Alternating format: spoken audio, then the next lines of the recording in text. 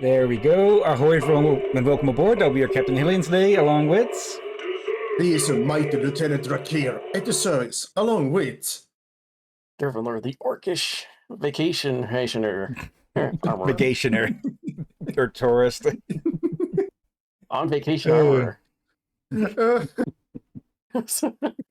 Moving from metal plates to floral shirts.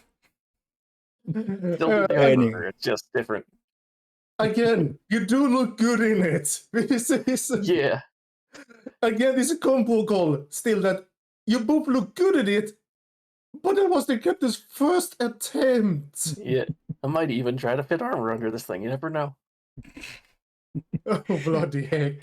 Anyways, welcome back to Zenless Zone Zero, where we'll be having another Zidequest today. Normally we do a normally we'd continue with where we left off earlier in the day, but seeing as those events are going to take quite a bit more work, we're instead doing, well, a bit of live post-commentary. Hello. That's not a heart, Aurora. Also, Hello. welcome. Hope you're doing well. Welcome. That's an exclamation mark. So But it fits.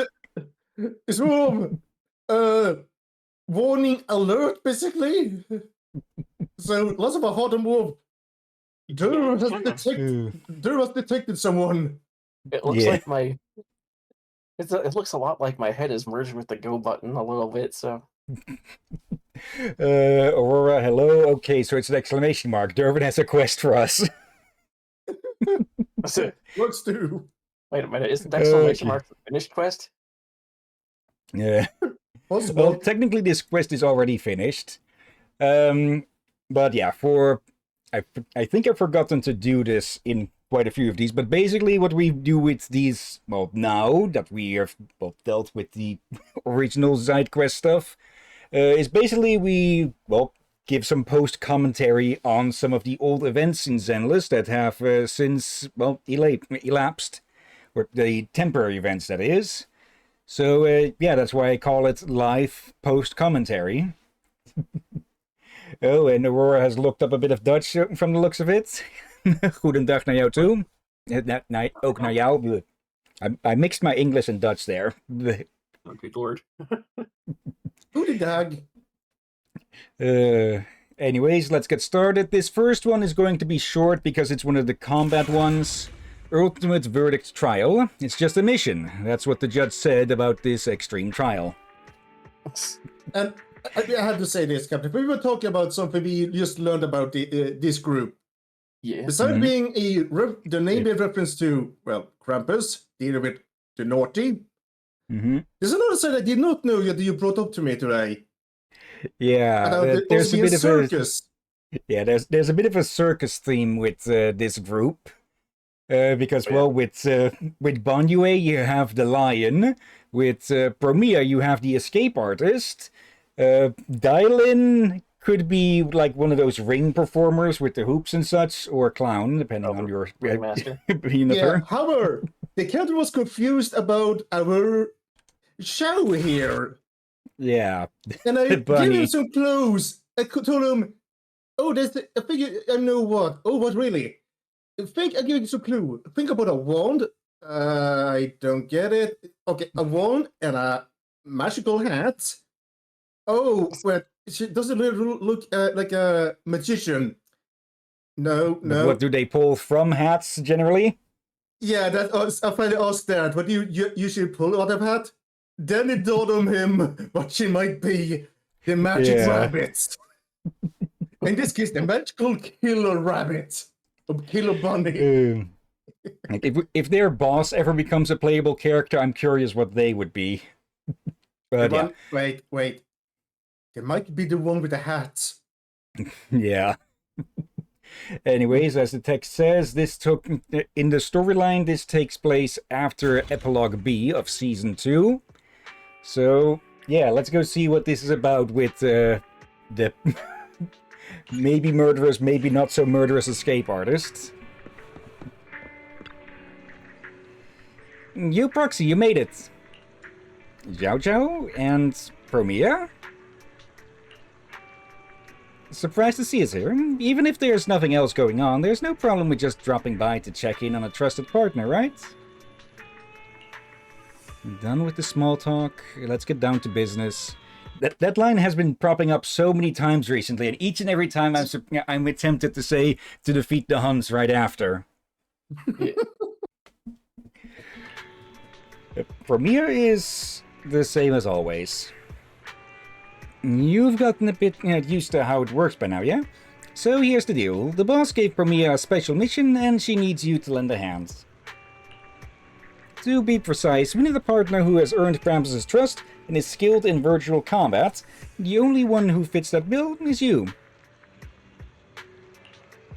That's a very specific description. Also, virtual combat? Yeah, you should be pretty familiar with it. The VR combat at the HAA Club. As for the mission details, should Premier explain it herself, or do you want me to fill you in? I got nothing to say. Such a Premier-style answer. Alright, Proxy, let's find another spot and talk this through. Still puzzled, you follow Zhao Zhao and Premier to the entrance of the HAA Club. So yeah, this is when we, after the point that we found out that, well, Premier is not half as bad as she seemed, or Cecilia thought she'd be. Before I go and get into the reasons, I want to confirm something first. Bill, how did it feel to accompany Premier last time? Why ask such a pointless question? Premier's solid, the cooperation went smoothly. I'm glad you see it that way. Anyway, let's get down to business again. Someone in amongst the writers really likes that line, huh? Yep. That's like twice it's been used within 5 minutes. After everything that went down recently wrapped up, the boss gave me a special training mission, borrow the VR equipment from the HA Club, and test her limits in combat. Wait. But I think I must note something. How many in tops use that line? Oh, they are business people, so... It might be a force of habit. Could be, yeah. So I'm just gonna draw suspicion and say, they got other business in mind that's not necessarily legitimate. Oh dear. Also, I noticed something about what's her name again? Tall one. Promia. I was If that's too difficult, Pusellina. I thought I knew was Pusellina. It was not the answer. I knew it. Go ahead. I just now noticed, look over her outfit, I wondered, but she keeps her blades, and I just then realized her weapons have been in plain sight all this time. Oh. Look at her. I can't believe I'm saying this. Look at her thighs. I think those might just be images or so, because I think the blades are actually kept under her quote-unquote wings.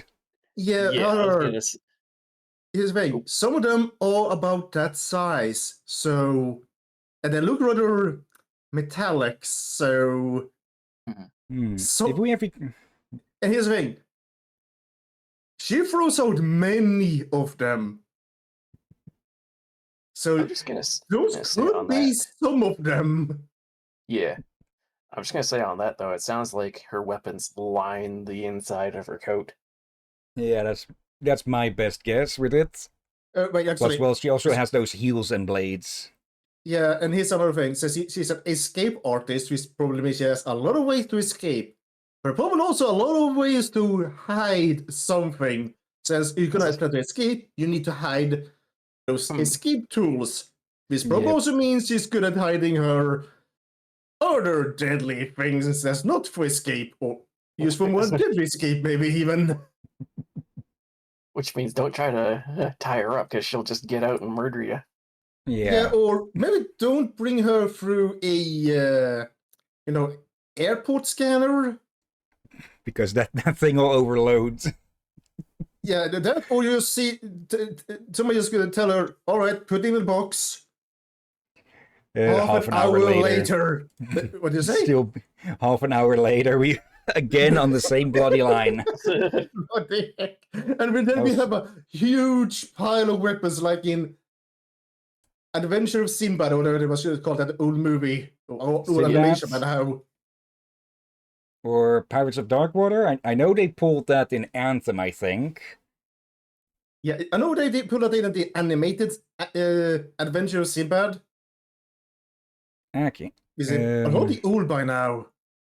They did Again, not the original have that in movie Pirates was of even Darkwater. older.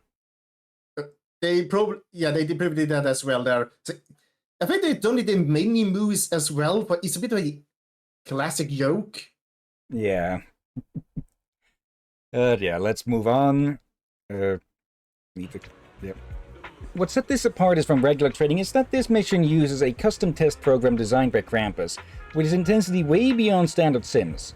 And for limit testing purposes, all player safety features will be disabled to simulate real combat conditions.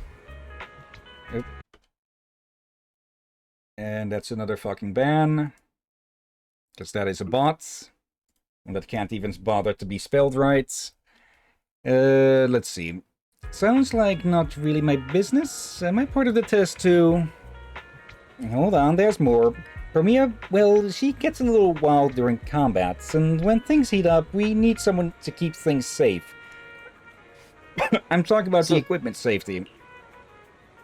From what I know, these machines have been had quite a few breakdowns in the past because they couldn't handle how the test subjects fight, right? And Krampus's test program, well, I couldn't let any authorized staff get their hands on it, so I only made contact with the club's director. That covers it. We good to go? If it's just that, I'm good. No need to rush you to... I mean, I misheard you. I'm pretty sure I misheard you this time. One word. Oh. I think I misheard you say... I'm pretty sure you said Sims as a simulation. But my brain raised it as Sims. Oh, we know that these two have plenty of that. Yeah. But this is a case of, I'm pretty sure I misheard that one. Okay. Let's see. The boss mentioned one more thing, and we'll need your help with that too. Huh? Uh-huh. The boss wants you to team up with AI teammates controlled by Bell and complete this limit testing as a squad. A waste of effort. This mission doesn't need to involve more people. Sooner or later you'll run into something you can't handle solo. Plus, this is the boss's call. You gotta learn to adapt to having teammates around, right? Besides, Bell is a top-tier VR combat specialist. From a testing standpoint, fighting shoulder to shoulder with her works for you the best. Fine, but this is a one-time thing. You're making me blush here. As being honest. Oh, and besides the standard compensation Krampus provides for test assistance, you'll also get personal access to Krampus's program. I know about your accomplishments in other sim projects. This program's combat experience won't let a seasoned player like you down. Alright, that wraps up my briefing. When you need to fire up the test equipment, just hit up Miss Layla at the front desk. I've got other business to take care of, so I'll leave you two to it. Enjoy your time keeping each other company again. Xiao Zhou says her goodbyes quick and clean, and bounces off with a spring in her step.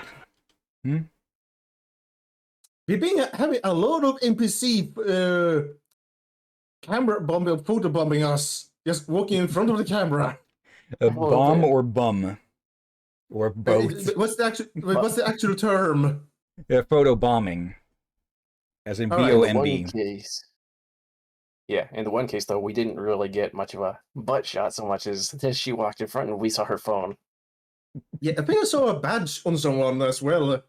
So... Oh, dear. Let's see. Also, what she means with... I think she was referencing a few things with the, the Sims, the simulation gear you're breaking down. For one, the time that freaking Section 6 got stuck in there because of a hacker. And also, from one of the character demos, Yishuan's, where, well, she and Miyabi have a bout inside the VR equipment, inside the VR environment, and they managed to break it. And it was a draw. Yeah. Okay. Go fire up the equipment. I can't show my face right now. When she booked the equipment at the club, she listed you as the user. Just another tease from the bunny to her colleague. Yeah. It seems like Crimea doesn't like hanging out with people.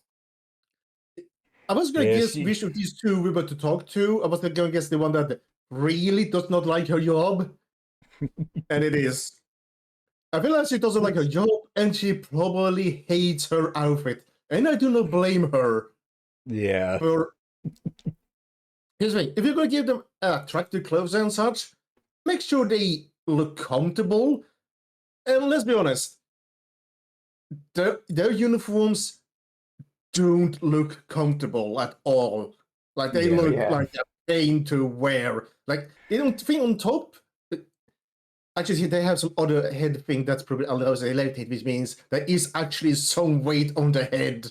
Yeah. So those wing things. But... What did you say, Captain? There's also those wing things like you can see on the other. Yeah, like... whoever designed the uniform should be fired. Welcome to... Oh, it's you. Per Mrs. Zhao's instructions, the club has loaded the Ultimate Verdict trial program she prepared into a dedicated device. Want me to fire it up for you? Okay, launch the Ultimate Verdict trial. And yeah, we're just going to skip straight to the end because it is just an only combat with that. Nothing of interest in between. But at least we have this here. All the data that you requested has been compiled. As agreed, the club hasn't kept any backups, so please keep it safe. Okay. Permia, you said it wasn't cool to show your face? Two different things. I only meant I wasn't the right one to apply for operational permissions. As requested, I need to bring back the test data from this run, and no need to trouble you with this. Data met expectations, so mission complete. Beyond exceptions, or rather, it was because you joined that we exceeded them. You're better in combat than I expected. Is that a compliment? Whatever you say. Captain, you misread. Yeah. They said... go on, Don. I was going to say, pretty much what I'm guessing Drakir was going to say. You said exceptions instead of expectations. My bad on that. Two witnesses this time, Captain. Two witnesses. Without another word, Premier grabs the storage unit with the copied data and walks out of the club. Yeah, that's so Premier. So really not a people person.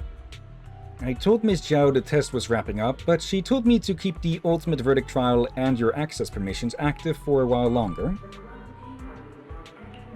If you want to use the program again during this time, just hit me up like usual. So, hope you have a great time at the club every day. Okay. And yeah, that is the end of this one. You can go back in. And yeah. Just going to grab all of the rewards for this. There is another layer to this with the high difficulty and such, but there is no story hidden behind those typically. So, well, no interest.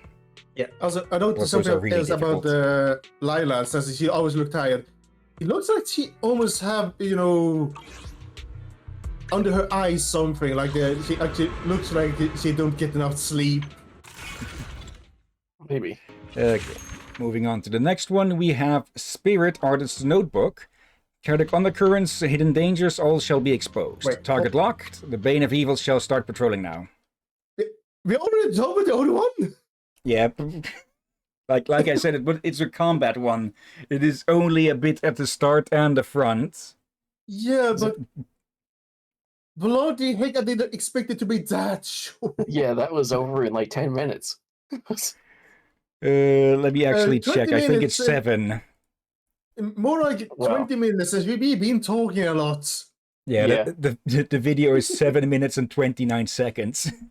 We turned 7 minutes to almost 20 minutes. Bloody.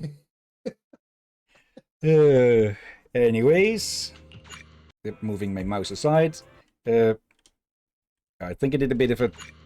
Did I forget to... No, I did not. Okay, I must have accidentally hit one of the arrow keys to move it forward. Anyway, here's this so-called Bane of Evil. This steel jungle is full of all kinds of danger. Luckily, I, Bane of Evil, new Eridu's sharpest and smartest detective, am still here guarding this city. I just need a little help. One of these days I really should look into maybe a voice modulator or something to activate for the Bangbu. Also, I feel like this Bane of Evil guy would get along really well with Minsk from Baldur's Gate. Let's see. So Are you sure need some about help? that? Just say the words. I need an assistant. An assistant? That's right, it's the way of the world. A princess needs a knight by her side, and a top-notch detective should have a solid partner too. Before coming here, I already looked into every Bangbu on 6th Street. Everyone said EOS is not only experienced, but incredibly reliable. After careful observation and screening, I've decided to extend an official invitation. Become my assistant, EOS. What's in it for me? EOS doesn't work for free. Are you serious something? Hmm? Look at that Bangbu's eyes. Don't they remind you of something? Yeah, they do look quite a bit like the Icarus eyes that Belle had. I give you another clue. Bell had what? Four Or the- legs, very fast. 4 legs, very fast. Like, Really? Crocs or horses? What? Horseshoes? There we go. Your first guess was Crocs? Crooked. Like, I didn't know sure, what well- exactly you were aiming at, but yeah, it's this sort of horseshoe shaped, if bent outwards some. Yeah, and again, sure, Captain. Crocodiles can gallop, but still. They do Well, not yeah. use horseshoes. But there have been some hoof crocodiles, but even then they had more like 4 hooves on one foot, so still, Captain, you failed. You failed. Anyways, what do you mean working for free? That's an outrage. This is justice. The responsibility is huge. I just know that as an upstanding citizen of New Everdu, you wouldn't dream of turning down my invitation. Why are you throwing labels around? Anyway, I've got the first wanted poster ready. Time to get this mission rolling. My assistant and my assistant's master, see you at the newsstand. Huh. So yeah, Wait, we've got another yes. little troublemaker. That wasn't much of a. That was not much of a travel time. Today's wanted. Behold, the most terrifying twin phantoms. Right? Over at Lumina Square, floating monsters, hovering demons, and even deadly poisons that can steal your senses. They'll poison everyone. My assistant, this challenging mission is your very first trial, and Bane of Evil City Patrol journey starts right here. Let's go catch some ghosts then. Alright, Bane of Evil. Oh, wait. That's the spirit. Blessings upon you, my assistant. I think Vicky already has. I know. I think I finally get what Dervin's joke was about. Like, Oh. I misunderstood Bane of Evil. For some reason, I thought, all right, Bane of Evil is the bad guy. No. Bane of Evil destroys evil, like a certain lunatic with a miniature giant space hamster. Yeah, because from what I've read of Minsk, he looks at evil behavior, and if he sees it and judges it as evil, which he does very simply, he will just straight up attack you. Yeah, and here's the thing. I know about him for a while. I played Baldur's Gate 1. And I played a bit of Baldur's Gate 2. Never finished either of them. For the time I played them, I was probably, well, especially the first one, I was probably way too young to even finish it. Since I was barely understanding English. The only reason I could cast spells or anything was because, that looks like a... Oh, that's looking like what those class signs healers use. That must be the healing. What? And I had to experiment a lot, so yeah. Definitely did not have the English skills to properly learn, or patient to properly learn it. Basically had the necessary skills to piece together what each symbol might mean and be like, this one. Yeah, and I probably didn't understand fully the games that had so many dialogue options. I thought, okay, which one is the correct one? I didn't realize there is a bit of a roleplay element to it. So I didn't even know about roleplay at that point. So yeah, I remember him. I think I had heard of him at some point, but the first time I actually ran into the character was with the Neverwinter MMO. Actually, I never played Icewind Dale or Baldur's Gate, but I did play Neverwinter Nights 2 multiple times, but never got to the freaking ending because the saves getting corrupted. Yeah. Actually, funny thing, the first time I encountered Minsk was in Baldur's Gate 2, and I quickly figured out what he was like because in that you can trick him into thinking you're going to leave him behind. Yes! And he just loses his shit. Yeah, I remember that one. When I played that one, I was old enough to know what roleplay such was, and that one time I was able to do some progress, but I still got stuck. But what little I remember playing that game, oh yeah, I did laugh over fooling him to break himself out. Yeah, I just love how over the top that was. Maybe we'll put those games on the to-do list at some point. I do want to go. I do want to give Neverwinter Nights 2 another shot. I think I heard that the remake or enhanced edition of that blows, so we'll have to make do with the original. It works. It works. Well, especially thanks to IGM or whatever the damn they are called again. Yeah. This is fun and all that, but when I look at the concept, I realized, oh yeah, they omitted that. While yes, it works. Problem is they did not remove a single of the original bugs or did any polishing or quality of life things. Yeah. They did the bare minimum, and they also introduced new bugs as well. Yeah. I think they maybe only fixed some original bugs, but otherwise, it's a case of people wondering, why did you not do more to make sure it works properly? Yeah. And seeing as we mentioned it, I'm looking up Baldur's Gate 2 to check it and see how good it is because the reviews on it seem great at the store page for the remastered version. So I'm like, maybe I can help you out with that and see if it'll be worth looking at for your later streams. Okay. For now, though, let's deal with this miniature barbarian or ranger. Following the clue from Bane of Evil, you arrived at Lumina Square. With ears in tow, you looked around, and finally you spotted some vaguely familiar figures near the cafe. Go talk to them. Okay, let's just sing Yi for one of her trust events.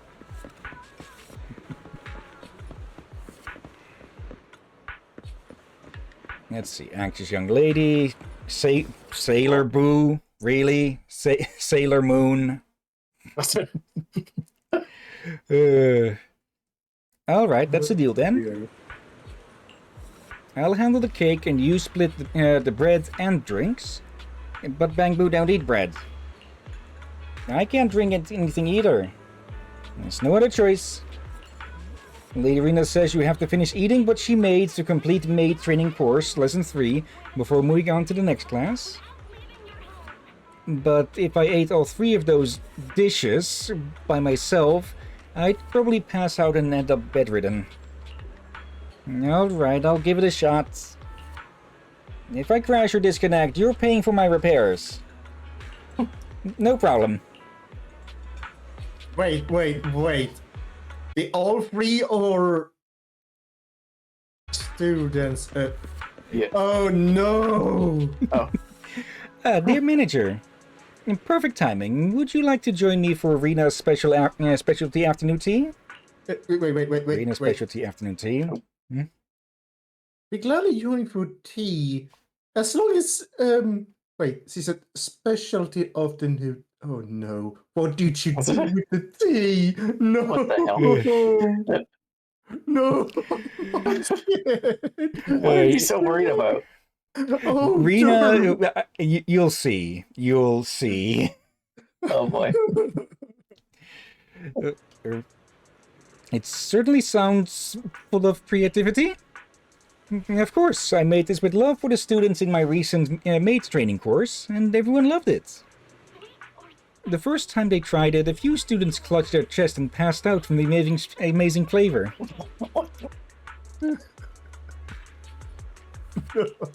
I think I see where this is When going. they woke up, they even told me they loved the unprecedented culinary experience.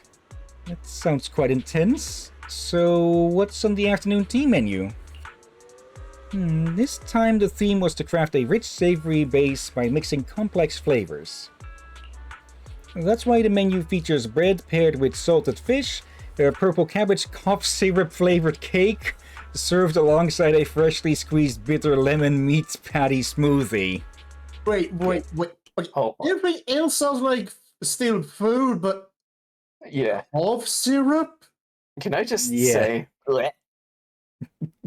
Like Okay. the first one, bread with salted fish, that's doable. Yeah, cabbage, sure. Everything else sounds like normal food, even though it doesn't sound too great, but cough syrup is not food. No wonder they passed out. Like, Also, cough syrup is just freshly... meant to. Cough syrup is Okay. just something that's supposed to refresh your breath. or well, help your throat. Actually, maybe I Yeah. should grab that later for my throat. But the last one also, a freshly squeezed bitter melon meat patty smoothie. Every thought a certain detectives in Digimon was had horrible. Wait, actually, horrible making coffee. You know what? Let's not allow those two to meet. Yeah. The twin ghosts live up to their name. So that's why they're wanted. Wanted? Oh, that sounds intriguing. You gotta tell me more, or I'm not letting you leave. Uh-oh. You tell Rena about the district's wanted story of the Bane of Evil. So that's how it is. What a tragic misunderstanding. Please take me back so I can find that bamboo and clear things up.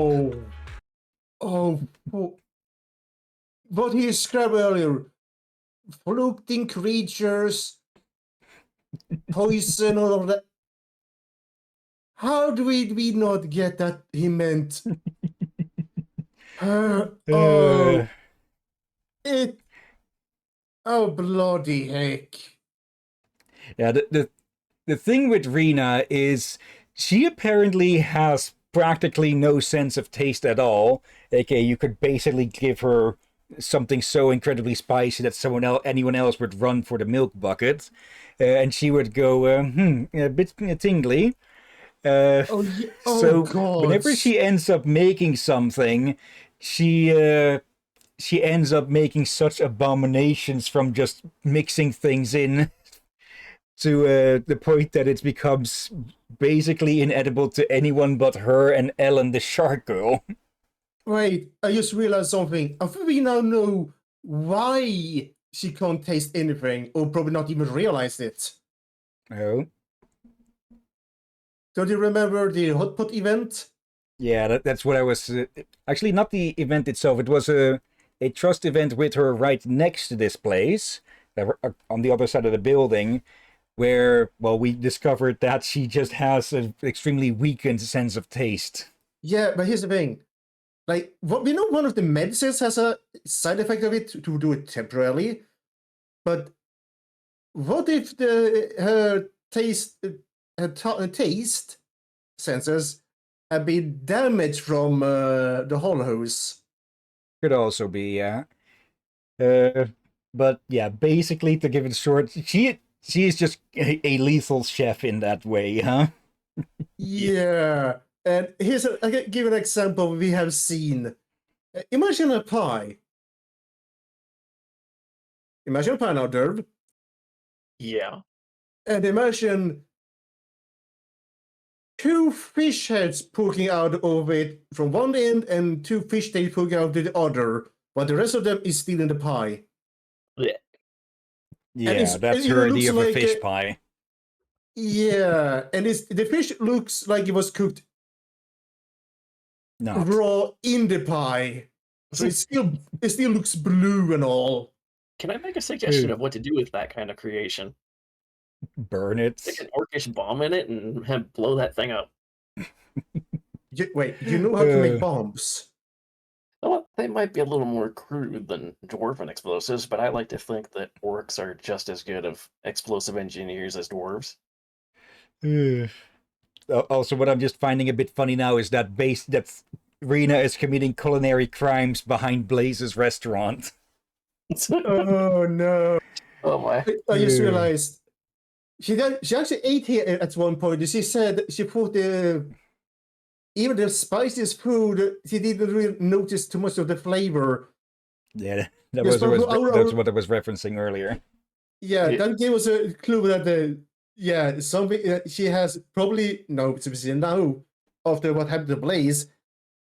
There is probably a chance that either some medication that she was using or the hollows themselves have messed up their taste buds. Or she was just born this way. Oh dear. You bring Rena over to the newsstand.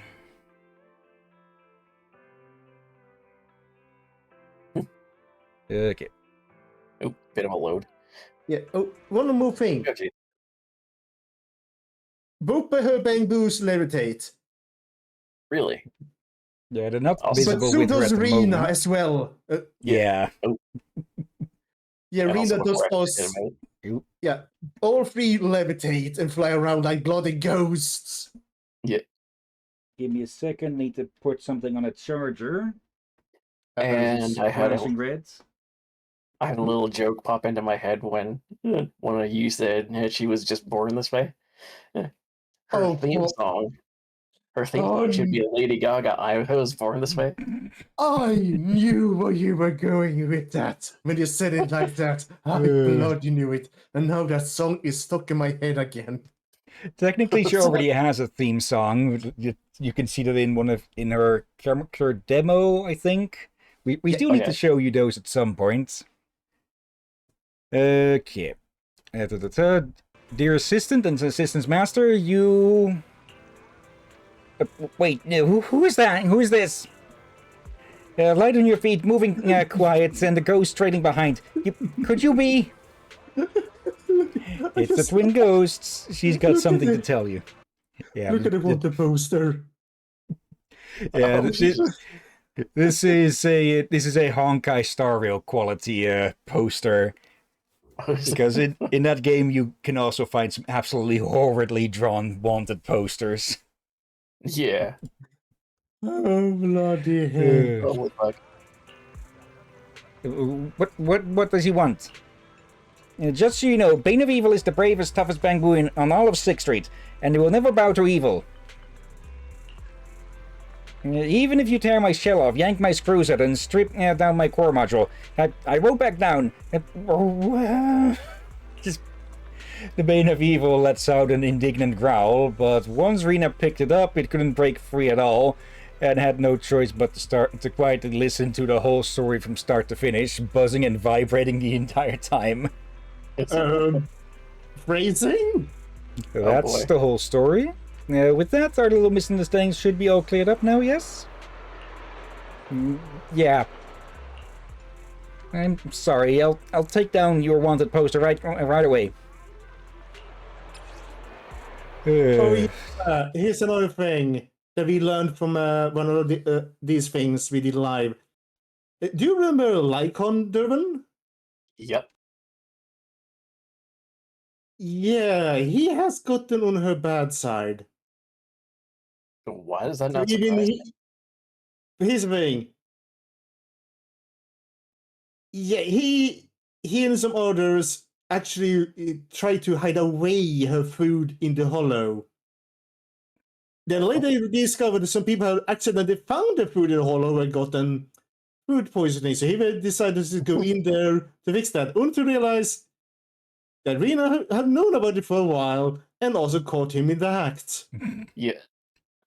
And Interesting. apparently her cooking is Oni level, because the one person who actually likes it, besides being just able to stomach it, is Sukaku the Oni. Yeah, and here's the thing. She told him, I want to know about this. I'll be talking about this later when this is over.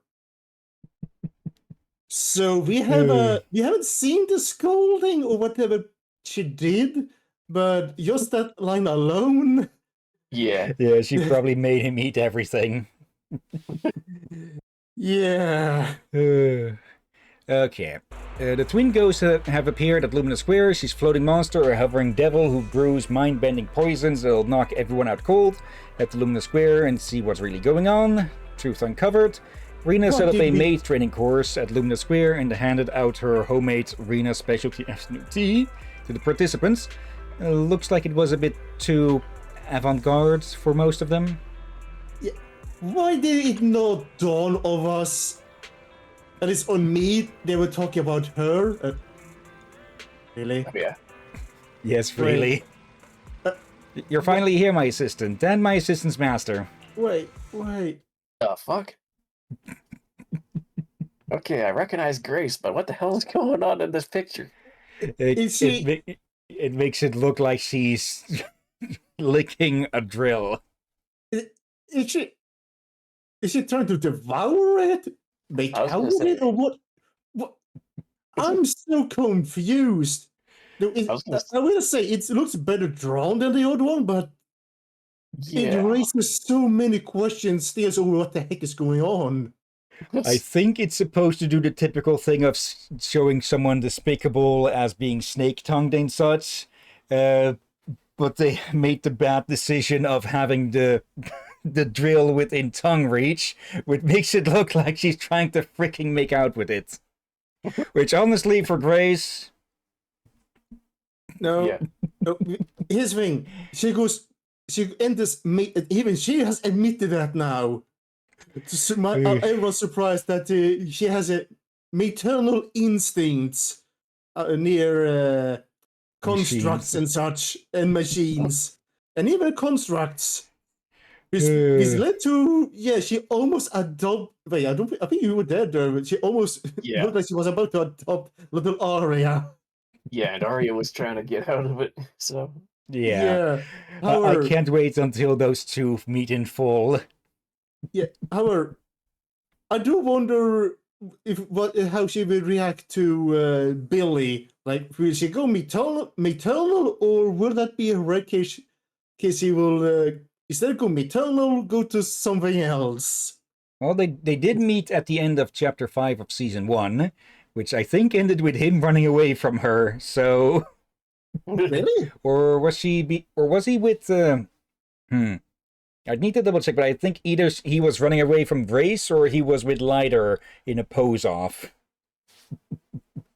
I think it might have been the latter. I think they ran away from something else. But Grace was not there. I mean, after the boss fight and such, in the big long panning shot of what they were all up to together. But we can check that out another time. For now, today's opponent, the Dismantling Maniac, is especially terrifying and particularly vicious. Just watching her evil deeds is enough to make a Bang Boo's logic core run cold and their charging port short circuit. What happens? My assistant's master, take a look at that hellish scene on the wanted poster. Not just cruel abuse, but ruthless dismantling too. Under her screwdriver, even the bravest machines end up shattered into pieces, scattered all over the floor. Brave friends, now, I entrust to you the duty of defeating the demon. Of evil, but what about you? I'm standing here warning every passerby, telling them not to go near Brand Street construction sites. Don't underestimate this task. Preventing trouble before it starts is important work too. Off you go, my assistant, and my assistant's master. I bless you both. Okay. Following the clue from Bane of Evil, you arrive at the old Brand Street construction site. With Eos in tow, you looked around and finally you spotted some vaguely familiar figures nearby. Go talk to them. So I think we Okay. put two and two together here. Let's see. Bearthon with a deep voice and one with a raspy voice. Have you heard? Something serious happened at the neighboring construction site recently. Something serious? Like what? According to my intel, there's a long-neglected warehouse over there, and it's full of old items that have been sitting around for years. Inside are a bunch of long-sealed demons that are old, dusty, and completely wrecked. Since it was dug up, it's been making terrifying laughter every night in the middle of the night. You better believe it. I was pulling a late shift once and clearly heard endless crazy laughter. I freaked out and bolted. So either Grace has gone maniac or there's something else going on. Crazy Oh. ghost resurrection incident. Go ahead. That's something when you scare a bear firen. Yeah. Once happened at the abandoned construction site next door. What? That sounds pretty scary. Construction site ghosts? Let's hear it. Alright, I'm gonna tell you, but don't say I didn't warn you. The orange hard hat worker. On a dark, windless night when the streets were dead silent, a little girl got lost wandering through a construction site. She felt her way through the darkness, trying to find a way out. Finally, she saw a light and made her way toward it. And then what happened? She walks up to the light, reaches out her hand, trying to touch it. Ah! That's terrifying. Let me catch my breath. Wait, weren't you the one that's telling it? The young girl touched something wet and sticky. No, I can't... okay, I think that's supposed to say the blue one. They got the names mixed up. Yeah. Not the first Uh. time. They do a good job, but there is always sign that they have rushed some things. Yeah. Yeah. Proxy and Dios, it's been a while. What brings you guys to the construction site today? The very first time that she addresses us first, huh? Yeah. Or maybe not the first, but obvious. Usually she addresses Eos first. Oh, did you finally come around and agree to let me run some tests on Eos? That's wonderful. Hold on a sec. I'll go get the bamboo lubrication and polishing kit, along with the rest of the stuff I had prepared. Wait, what? That's not it. Help me! Wait, Grace, that's not why we're here. I'm not mentally ready for this. Okay, guess I'll wait a bit longer then. Still, you should take this bamboo's daily maintenance kit back with you, Proxy. I got it specially for Eos. I was going to bring it to the video store myself, if work at the construction site hadn't been so busy lately. What happened? It's nothing major. During the last site inspection, we found a bunch of sealed equipment that needs maintenance and repairs. Hmm? Okay, apparently I can't hear you all of a sudden. The hell? What? Nope. Okay, test 1, 2. There we go. Okay. Hello! Welcome back to the listening. That was weird. Yeah, Discord has been having fart outs a lot recently. Yeah. Yeah. It has gotten calmer, but it still happens now and then. Yeah, that one was weird because you were still talking, but your character was moving, but I couldn't hear nothing. That's Okay, then. concerning. Let's see. Later, while inspecting them, I found a machine inside that hadn't been powered on in ages. It was really... why are you suddenly so excited, Grace? You're talking twice as fast as usual. It was one very, very captivating pile driver. The surface might be a bit weathered from oxidation, but its core components are still going strong. It's a tough little fellow. While performing regular maintenance, I unscrewed each of its screws and got a look at its internals. Those sleek, refined lines, that smooth and efficient assembly, it's honestly an astonishing feat of industrial craftsmanship.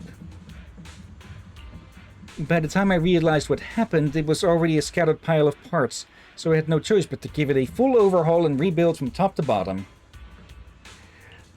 Now this little one is quiet and powerful, with flawless performance, and has already been put into service. Everyone loves it.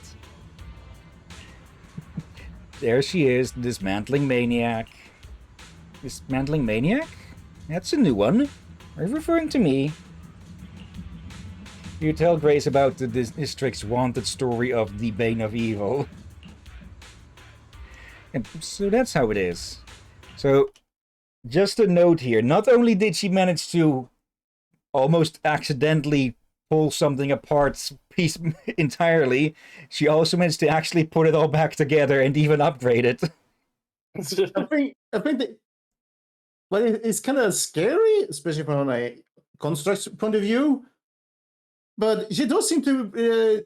It seems to be like whenever she does take something apart, she inspects it properly and know how to put it back and do it again properly and get it fixed.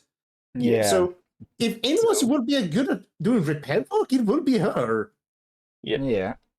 So she's a master engineer, but sometimes her work scares constructs. Yeah. And non-constructs as well. No wonder I thought I heard faint scraping noises while doing maintenance on the machines. And thinking about it now, it must have been that little one calling himself the Bane of Evil. It sounds like a sensitive little thing. If this whole situation...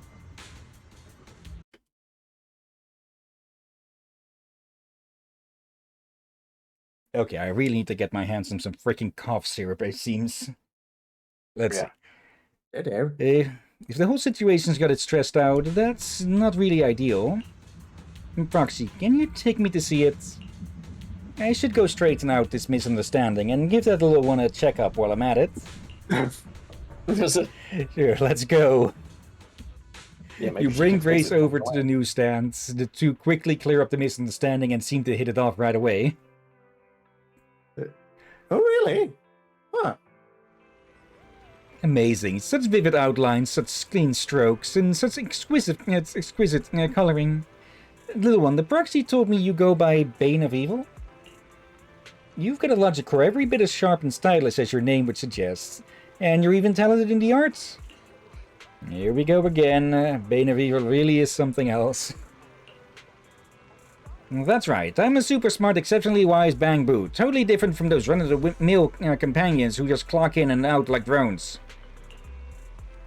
You're a human with great taste as well, though by the rules of first come, first serve, you'll have to rank behind my assistant master and settle for being my second favorite person. But I've decided to grant you the honorary title of Bane of Evil's Confidant as compensation. The two of them launch into a lively conversation. Taking the opportunity, Grace pulls out the devices she carries with her and scans the internal structure of the Bane of Evil.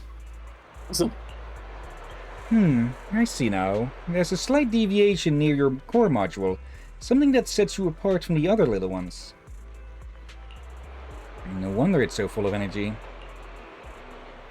You got that right. I'm one of a kind. Totally unique Bang Boo. What did you almost say? What did you almost say there, Captain?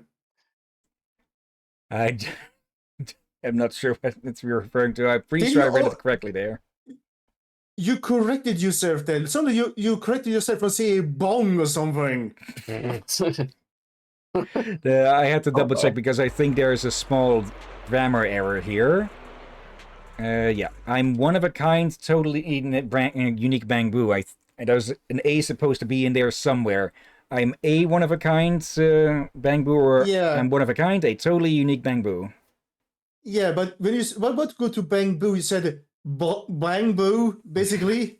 Even Durr by somebody notices Yeah. that. I heard it and I was like, what the hell is he gonna go for here? Okay, I must have caught myself automatically then. Still, with only a preliminary scan, I can't quite figure out how your internal systems operate.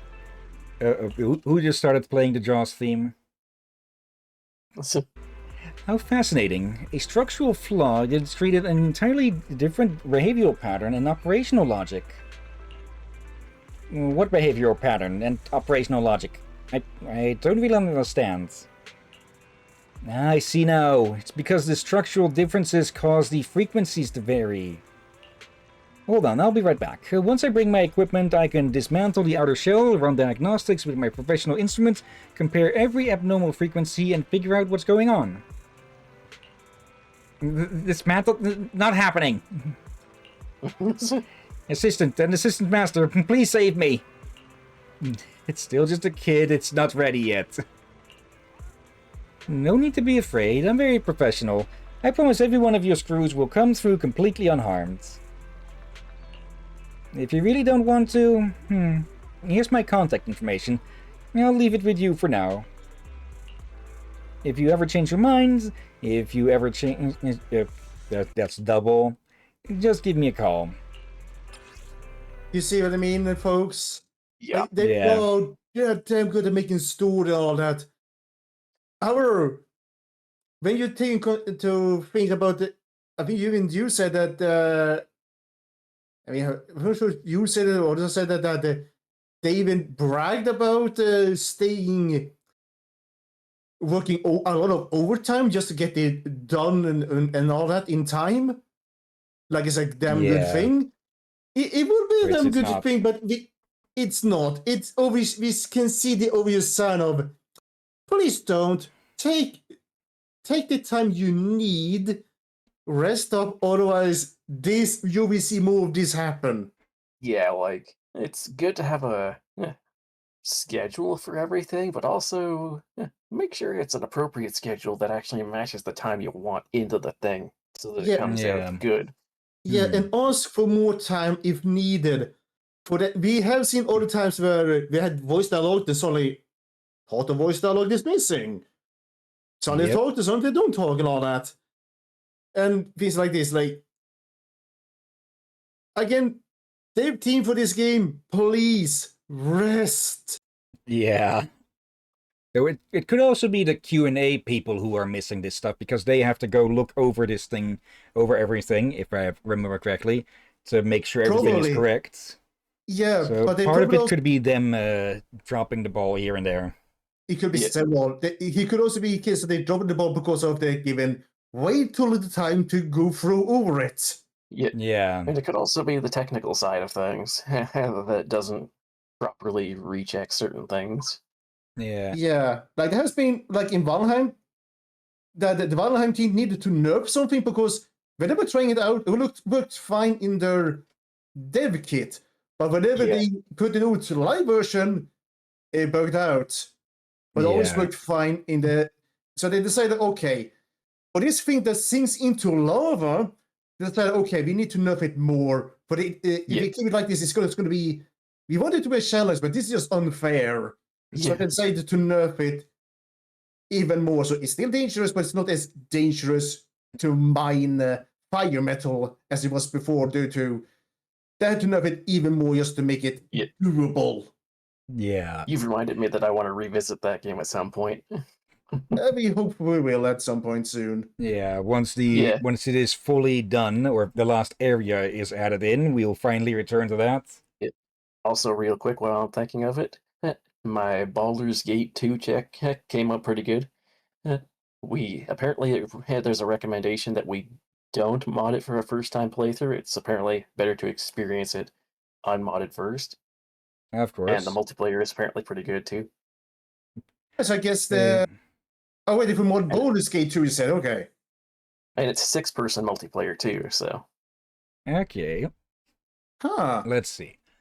Dismantling Maniac has appeared at the Brand Street construction site. With just our screwdriver, even the toughest mechanical creations end up in pieces. Blah, blah, blah, blah. During a recent construction site inspection, Grace discovered a really charismatic pile driver. As for what came next, unscrewing bolts, examining the structure, and reassembling it, totally normal, right?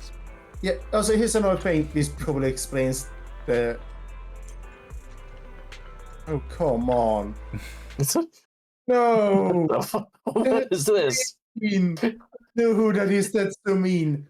Right. I don't even know who this is, and it looks like a freaking gremlin. Oh, you will meet her. You'll see.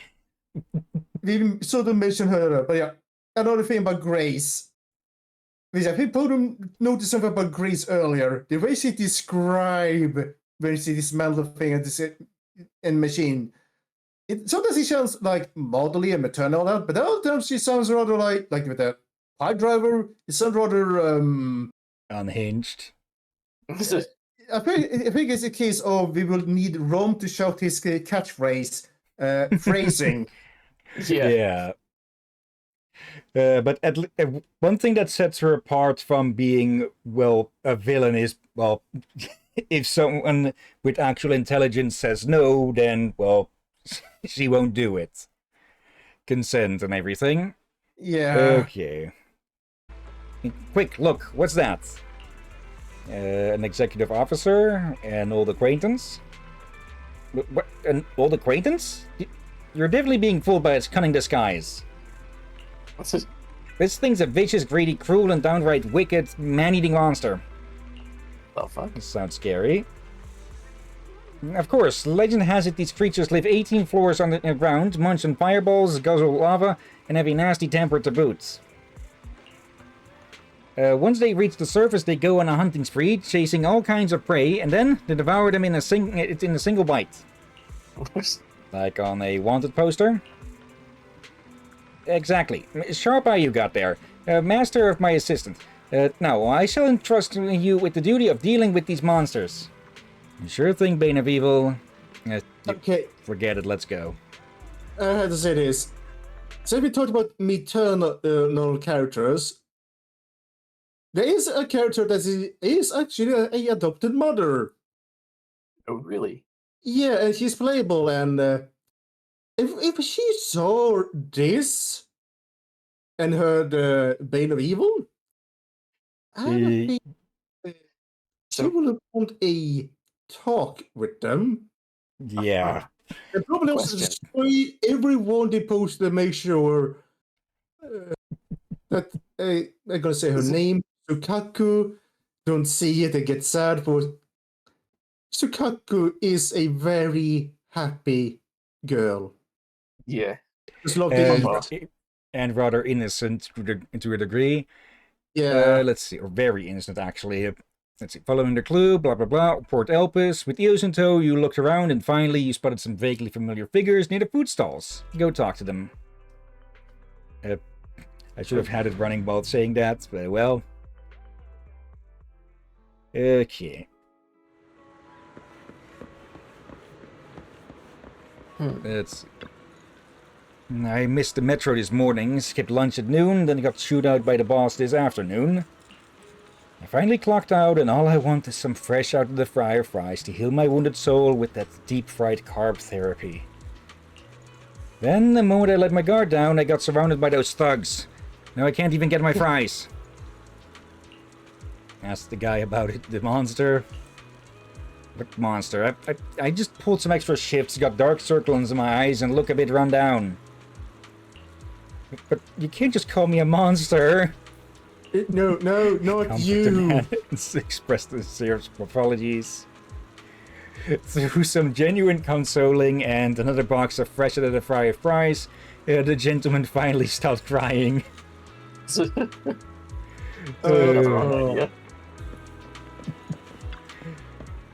Oh, let me guess. What you here to ask me? A horned hat, a talking handbag, or some other kind of toy? I've got to keep working hard if I'm going to hit the boss's sales target. After some enthusiastic sales pitches, you pick a bunch of toys for Eos.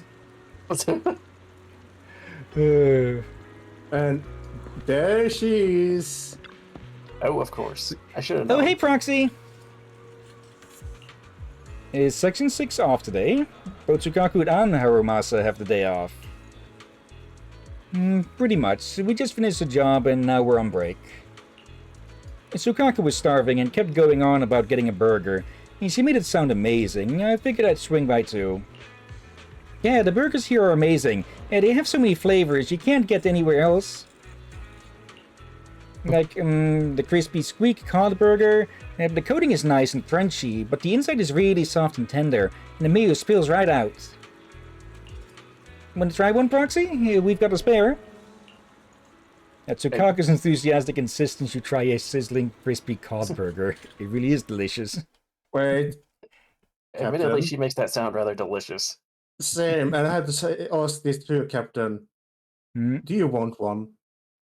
Would depend. Like I already had fried cod before. Actually, she might have had just a deep fried cod in a burger. Oh. Yeah, in burger form with mayo. Oh, bloody heck! I feel Dutch for liking it. Then again, I am part Dutch. Like maybe sometime I will try one of those fish burgers, but not the deep fried kind, but where you actually have like a grilled fillet. My work. You can also make them in the air fryer. True, I actually put some crisp fish fillet and fries in my air fryer at the same time. It came out rather well. And yes, that means, folks, I made fish and chips. Oh yeah. It tastes good, and I finally started. I'm kind of glad I finally can eat fish without worry about the bloody damn bones. Yeah. But I feel like over the years, the quality control is somewhere. It's finally there.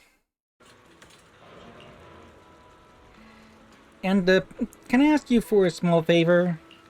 Of course. What's up? Could you find a server and help me order one burger of every flavor? I've already ordered twice. The first time the staff even double-checked a few times if I really meant to eat that much, and they even offered to contact the hospital for me. So I had Aramasa help with the second order, but now the staff probably recognize him too. You're really that hungry, yeah, her stomach is just an absolute black hole. Yeah. You know, Dylan? Guess, what is her species? Just to be sure, Sukaku. Yes. Yeah. I'm pretty sure I've actually been around when you've shown me her at least once, and I'm pretty sure you said she was an Oni. Yeah, though I have been for a tiefling. She's an Oni indeed. You want to take a guess at her age or life stage? I'm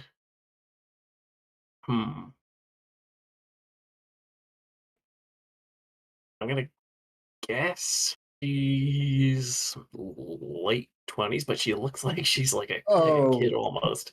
Yeah, she's an early adolescent, I'd say. So she's in her growth spurt period and ravenous. Yeah, so she's like she's like a teenager basically. Yeah, young maybe. I remember it may seem to be hinting that she's actually very tall for her age. So yeah, she's definitely within her growth spurt, so it means when she's a adult, yeah, she may be very tall. Yeah, so either she's going to be a very short example of her species, or she'll grow absolutely huge and be something along Belle's preferences. Yeah, I think a bit more. I think the current height difference would be inverted. Yeah. Again, like, I repeat, from what I remember, she's so long ago now. I think I remember saying she's tall for her age, which probably means, Oni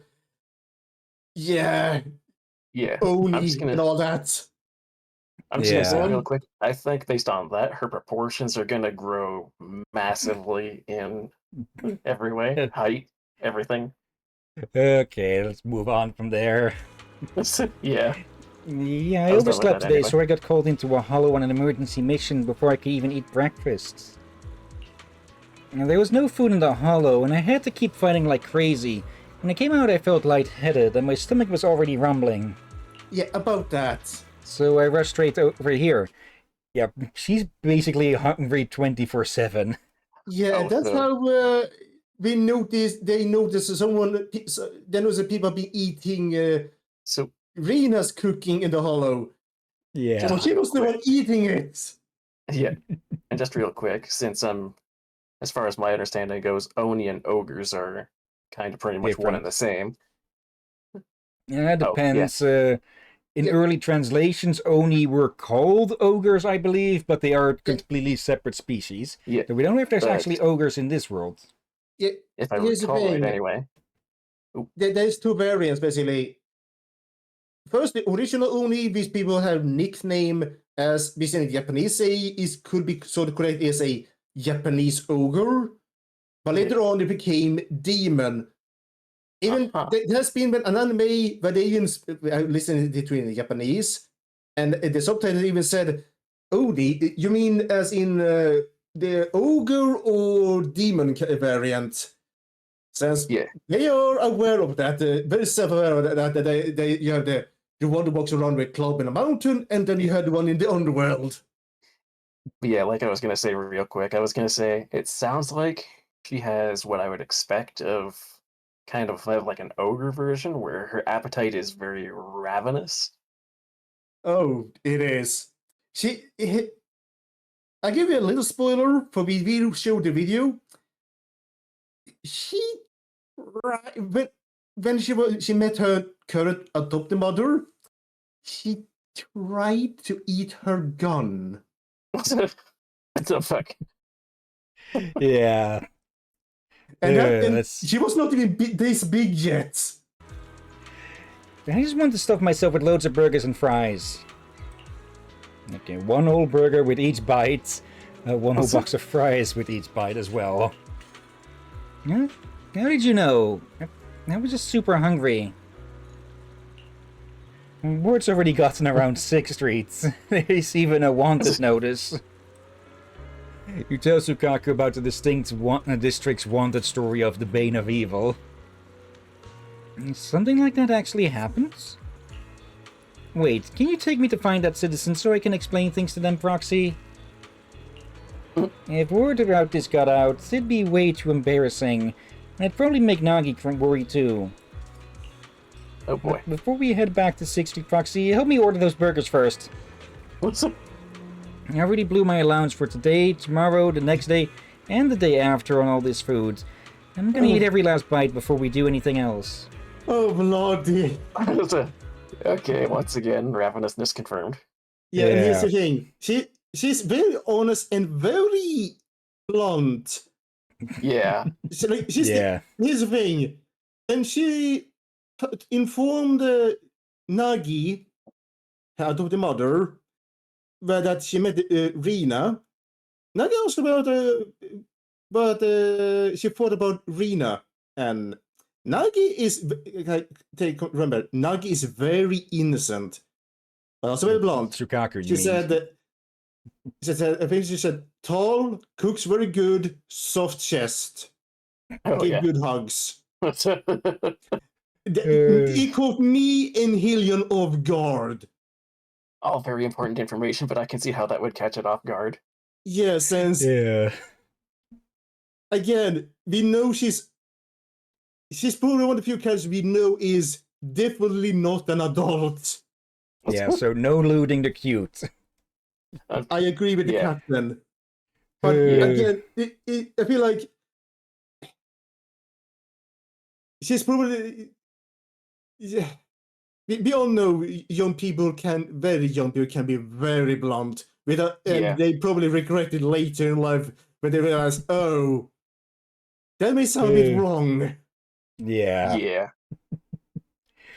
Okay. When Sukaku has had her fill of food and drink, you take her to the newsstand. Okay. Also, something I just realized. Part of why, like in the character teaser, I think it was for Yanagi, it showed the other Oni being of mostly humanoid size, but they had always been, from what we've known, or know at the moment, the Oni tribes were generally outcasts and such, having to live outside of the city. So it could be that Sukaku is the first of first in many generations who's actually getting enough nourishment to actually, well, grow to her full potential eventually in life. Because the other Oni were, well, they were still strong and such, but in comparison, they were probably undernourished and, well, much more human sized. So Yeah, that makes me wonder if a properly nourished one is more allowed in the city because maybe their appetite settles down as they get older. Maybe. Like, we don't know where the Oh, most, dear. we know where a few other Oni are, but we don't know where the majority of them are. Yeah, but they were allowed to be into the city after something, Yeah, thanks an to her agreement. adopted mother. Hey, are you Mr. Bane of Aw. Evil? I'm Sukaku from Section 6. I've got a few things to say about that wanted notice. What? An executive officer? I don't trust a word you say. You're totally lying to me. This is a monster's trick, just like in the legends. Huh? No. I really am an executive officer for Section 6. This is my work ID. This is my access card, and this one, this is my... Bane of Evil carefully examined the credentials, somehow even though through its metal shell traces of fear could be seen. Oh, bloody heck. Oh, so that's what's going on. I understand now. It's all a misunderstanding. No need to worry about it. Sorry for interrupting your duties. Sukaku hums a tune as she walks off, while the bamboo keeps trembling violently, only managing to muster the courage to speak again after a while. Yeah, for a bit of comparison, Section 6 is like Spec Ops, you could say. Oh yeah. Yeah, they are a very important group. I'm still unsure how they recruited Sukaku since he feels obviously underage. Yeah. She probably was a package And- deal with Yanagi. Yep. And I see part of why my confusion came up about the Wanda poster of Sukaku, because one look at this, the horns are too short to recognize for her horns. Yeah, she look. The picture makes her look more like a frog or something. Like even like a bullfrog. I think there's one called like a horned toad or something that would be more Yeah, accurate. Oh yeah, the That horned would probably toad. fit. Yeah, a horned frog, something like that. But if Yanagi saw this and realized that's supposed to be Sukaku, I'm pretty sure she will have some harsh words. Yeah. Yeah. No wonder she's an executive officer from Section 6. I can feel such a powerful aura. Do you think she might report me to public security for breaking bamboo regulations and have me taken in? Or something like that? Wait, what? Is there such regulations? Not before, but I've heard the executive officers at Section 6 can do anything, so arresting me would probably be a piece of cake. Sukaku's a good person, so that's not going to happen. After reassuring Bane of Evil for a while, the bamboo finally calms down, seeing that today's events were just a bit too much for the poor thing. No Oh kidding. yeah, something I forgot to mention related to what Sukaku told about Rina. Ew.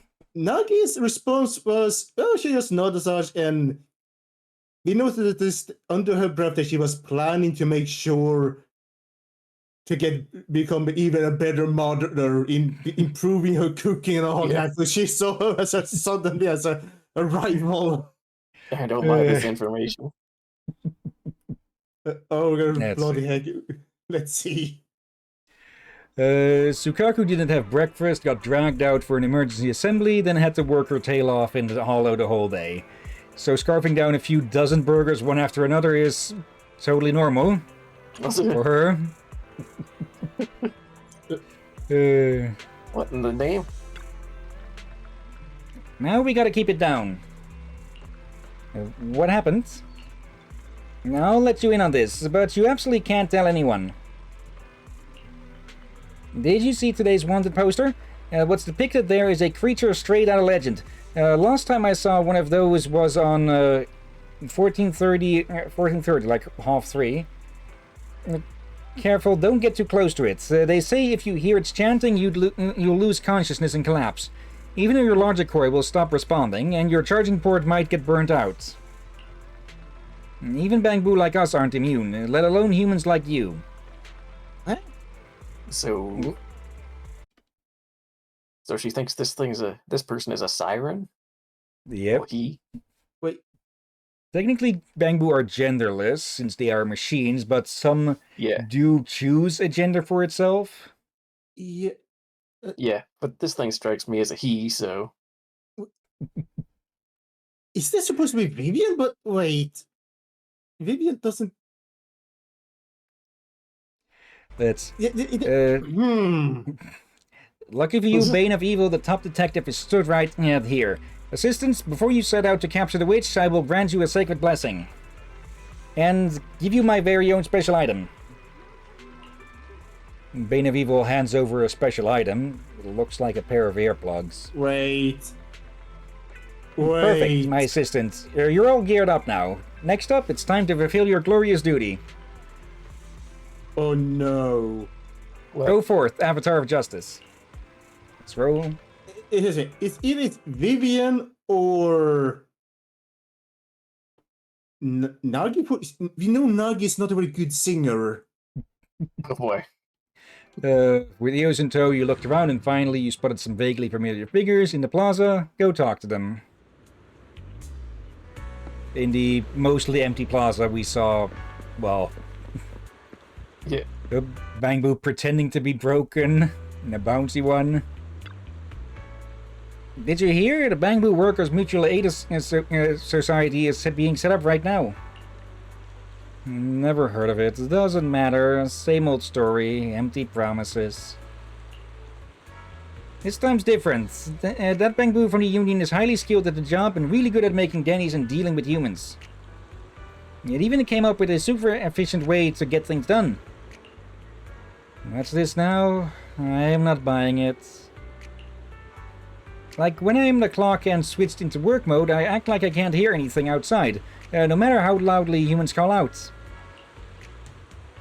Also, when the crisis hits, immediately dump everything on a colleague and say, "This mess is yours to clean up."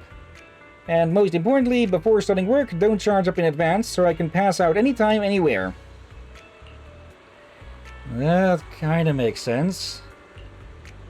Slack offs. And 2 kids? La la la. The great, beautiful, amazing Hollow Spectre. Please take my homework away. I'll offer a week's allowance as tribute. Is homework that scary? Is chanting really going to work? Of course, a boring grown-up like you wouldn't get it. Homework's way scarier than ghosts. It hasn't worked yet, but I'm convinced that if I stick with it, I'll see progress. At least that's what the books say. So not our perpetrator either, and... It is Vivian. Also, something I only recently noticed is that the pattern on her umbrella is the same as the pattern on the Phaethon set of drive discs. Okay. Which, well, it makes sense that she'd pick that. Oh, Miss Vivian. Miss Vivian and me already know each other pretty well. We've heard 8 different versions of Phaethon's epic performance at the Hollow Championship competition. We know every last detail by heart already, so you really don't have to go over it again. But I did make some tweaks to the wording. I need to ask Durban. Have you shown you this character before, Durban? Not that I can recall. Oh boy. Is she actually a good singer, or should I get ready to plug my ears? Oh, I don't know. Here's the thing, though. She really really likes Faithen. aka the main characters. So, If the yes, wouldn't be called she could be called the #1 fan, but that would probably be an understatement still. so Yeah. does she also know that Bell and Wise are Phaethon? Yep. Yeah, took her a while though, and it seems like she's already, but to show, surprisingly to start with, at the moment, would like to marry them at some point. Yeah. Let's see. And those changes are really important. I won't publish this on internet until I've confirmed there are no issues with these changes. Anything related to Lord Phaethon, even a single punctuation error, I absolutely will not allow it. Vivian launches into her next round of recitation. It sounds like her explodes from the Hollow Champion competition, but she's dressing it up quite a bit. In that split-second crisis, it was Lord Phaethon who stepped up. The wicked black wolves, creepy hollow raiders, they're all nothing before the mighty Phaethon. All it takes is one kick to send their heads flying, rolling all over the hollow. As Vivian keeps talking, Robin and Lilac both seem to drift off, like their minds are wandering. Ew. Neither of them are listening. Lord Phaethon, when did you get here? When Robin told you to stop reading. Now, that means you were there from the start. This is so embarrassing. What are you doing at the Ballet Twins? And do you need my help? Do you need me help? Okay, now I'm picturing everything that Vivian says in a Scottish accent. A little, yeah. It's related to you. You tell Vivian about Bane of Evil. In the process, Robin and Lilac slowly return to their senses. Vivian told us about her Phaethon story 3 or 4 days ago. That lines up. Miss Lilac, please refrain from bringing up such matters. Miss Vivian's heart rate is accelerating and her body temperature continues to rise.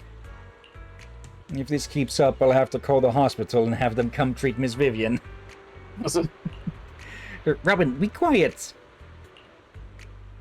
I'll head to 6th Street right now and explain things to that Bangbu. You bring Vivian over to the newsstand and fill Bane of Evil in on the situation.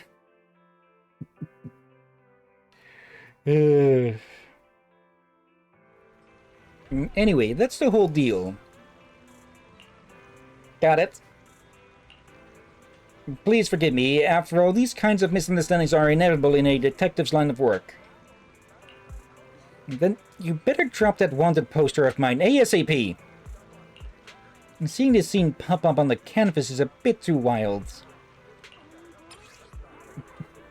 Vivian's tale of Lord Phaethon's exploits is now on its 8th revision, and Lilac and Robin have been its trapped and unwilling repeat audience. They have our sympathy. Come on. And Oh my good god. it's kind of interesting, Captain, that you imagine her with a Scottish accent, but I think she is inspired by... Yeah, her last name is literally Banshee. Oh yeah, that's the answer. That's news. Someone's missing. Wait. Okay, they're not under the boxes.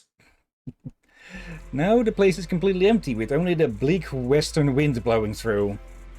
After waiting in place for a moment, suddenly with a harsh grind of gears, Bane of Evil comes bounding over. Oh. This is terrifying. What's wrong? Only the bravest and most quick-witted Bangbu could have dealt with what just happened. My assistant and my assistant's master, are you ready to face the truth? Even if it means confronting ruthless killers and lurking demons head-on? Oh boy. What happened? Let me tell you, today I ran into the most dangerous criminal in all of 6th Street history. She appeared out of nowhere, vanishes without a trace, has sneaky tail, insane strength, and lost those eyes that see straight through walls.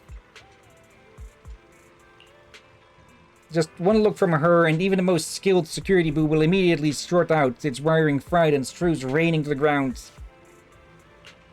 Wait. Luckily, the one it ran into was Bane of Evil. Even when faced with such a demon, I was able to use nimble body to dash through the streets and alleys, and make it here to ask for your help.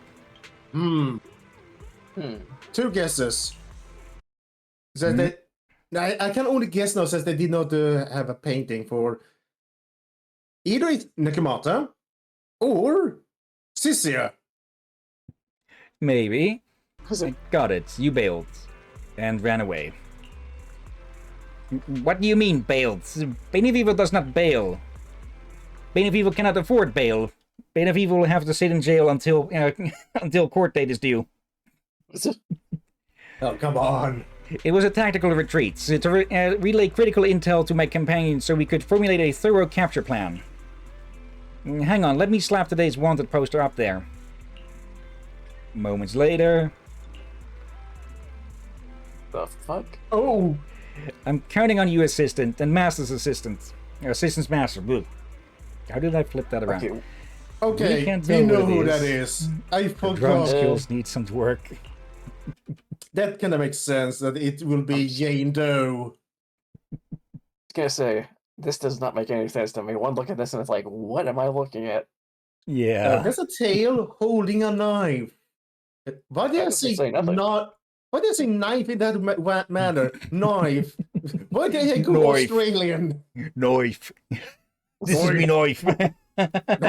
That's not a knife. This is a knife. The meat brings up a bloody chopper. What? A technique with this much soul, and you dare question it? Pause. Oh, you're right, Derb. Oh, you're right, Derb. Oh my god. It's just like you said that. It's just like, what the I'm glad I didn't have any fucking coffee in my mouth because it would have been on the keyboard. Oh, we heard you snort. You snorted so hard it sounded like a fart. Yeah, well, Whatever, a brave warrior like me won't be scared off by some criminal's threats. And even facing such a dangerous rogue, I'll see justice through to the end. Oh yeah, about that. Let's go, Assistance Master. I'll lead you straight to where I spotted the crook. Let's get going and lead the way. If we only knew. No, you should be the one scouting ahead while I provide technical guidance from the rear. That's the proper division of labor between detective and assistant. I'm pretty sure Sherlock led the way for Watson most of the time. I'm not too familiar with the books. Yeah. Oh, what the? And yeah, this is Jane. You know what, Long. Derb? Guess what kind of siren she is. Rat, you've already told me. All right. Yep. Long time no see, little manager. And this is Mr. Bane of Evil? It rushed off so fast earlier, I didn't even get the chance to say hello. We're all friends here, and Bane of Evil didn't do it on purpose. What? Assistance Master? No way, you two actually know each other? Hello, old man. I get it, this has to be the criminal's partner, plotting to earn the detective's trust before turning on them when they least expect. That sneaky scheme almost worked, but you should know a bangboot like me, Bane of Evil, would never betray justice. Wait, what are you doing? Jane picks up Bane of Evil and examines its inner workings in detail. When she's finished, the bangboot collapses weakly onto the floor. Who'd have thought such a tiny internal structural deviation could lead to such a huge boost in observation ability? Its observation skills are pretty sharp. It even draws wanted posters. I noticed that too. This morning I took care of an urgent mission and cleared out some, well, let's just say some unnecessary personnel who shouldn't have been hanging around.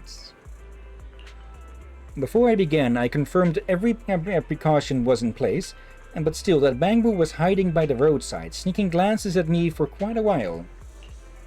By the time I finished up and went looking for it, the little guy had already gone. It even covered its tracks. Capitalization missing. Such a curious little thing. Sure enough, it didn't take long before it came back to find me on its own. I see. You were fishing and the bamboo took the bait. Despicable. Shameless. Oh, being accused like that stings a little, you know. And here I was just thinking, you have a keen eye and know how to stay hidden. Quite the little scout. If the opportunity comes up, maybe you could partner up with me on some basic assignments, and that would basically make you an unofficial member of public security. What? Partner? Work with public security? Jane's a special consultant for public security. Opportunities like this don't come twice. Don't waste it. If you're not interested, then I guess that's that. What a shame. No, I want to. A bamboo as sharp and capable as me, you really ought to be rewarded and brought into the organization. And join as a proper employee, put in the work, and climb the ranks, secure a full position, and in the end become a public security special consultant bamboo. You're really thinking ahead. That's some sort of career planning right there. And with that, the freshly appointed public security specially appointed baddie boo followed Jane's lead, happily heading off. At the end of the day, it's a happy ending for everyone. Yeah. They have talents, just they need some training. Yeah. The figure that the Bane of Evil saw was actually Jane. Jane believes that the Bane of Evil is indeed a bamboo with sharp observation skills and a knack for stealth. Perhaps it could work as her partner for some simple missions. It looks like the Bane of Evil is thrilled about this assignment. Wait. Is this how she recruits more special characters for the public security? Since Maybe. it's kind of how she recruits Sissy as well, after all. Yeah. Though it looked more like she was sent out to recruit Sissia, though if that was by her own selection or on orders, we don't know. Yeah. And yeah, we have one more event here, a look into Ridu's legends. And yeah, this one is about an hour, but I think we have the time for that. Yeah, we should have time. Let's see. Strange phantoms in the middle of the night, whispers from so-called gods, bizarre scenes of the city, Spook Shack. When encountering the paranormal, call on us expert sleuths. Don't panic, my friends, we'll uncover the truth. Oh that no! rhymes. Okay, yeah, you're going to meet a few characters. Belle, speak of the devil, we were just about to look for you. Alice and Yusa, what are you guys doing in Lumina Square?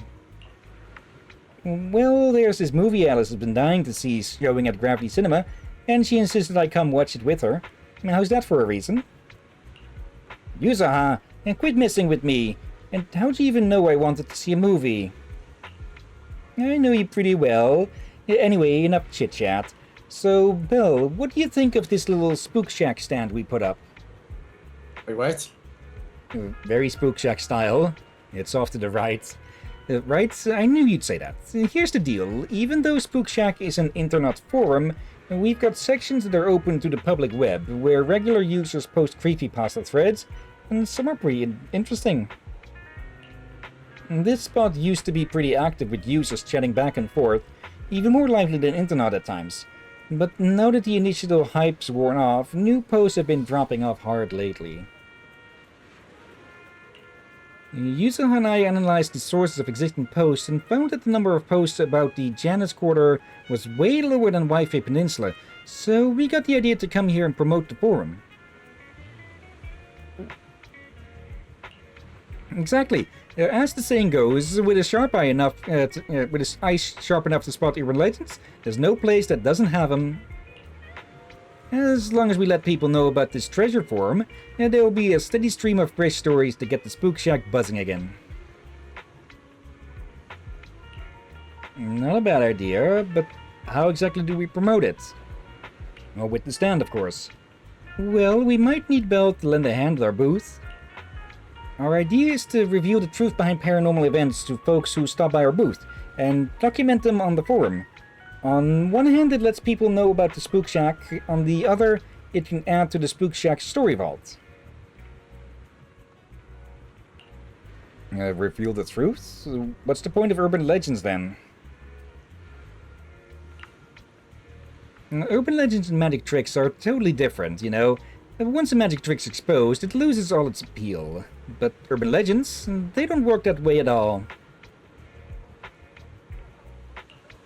Even when the truth comes to light, urban legends still spark people's imagination, spawning even more wild stories built on that foundation. Besides, even if the customers who come aren't into urban legends, helping them deal with their fears and worries is pretty rewarding too. So, why do you need my help? What can I help with? Belle, you should know the Janus Quarter's local scene pretty well, right? As everyone knows, urban legends always carry an undeniable regional flavor. If we want to peel back the mystery, we're gonna have to count on you as our local expert.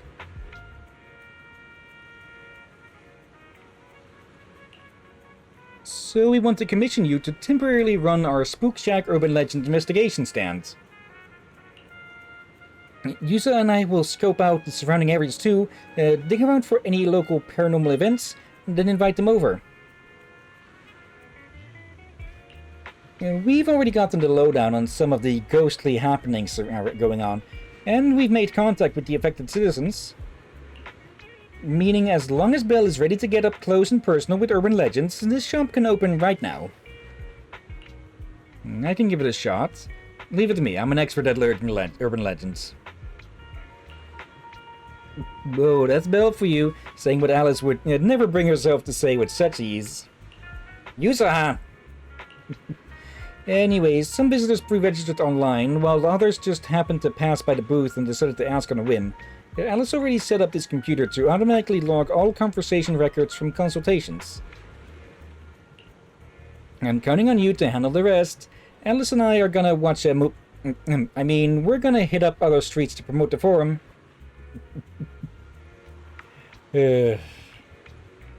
After catching her slip of the tongue about gonna go watch a movie, Yusa sticks out her tongue playfully, grabs Alice's hand, and takes off.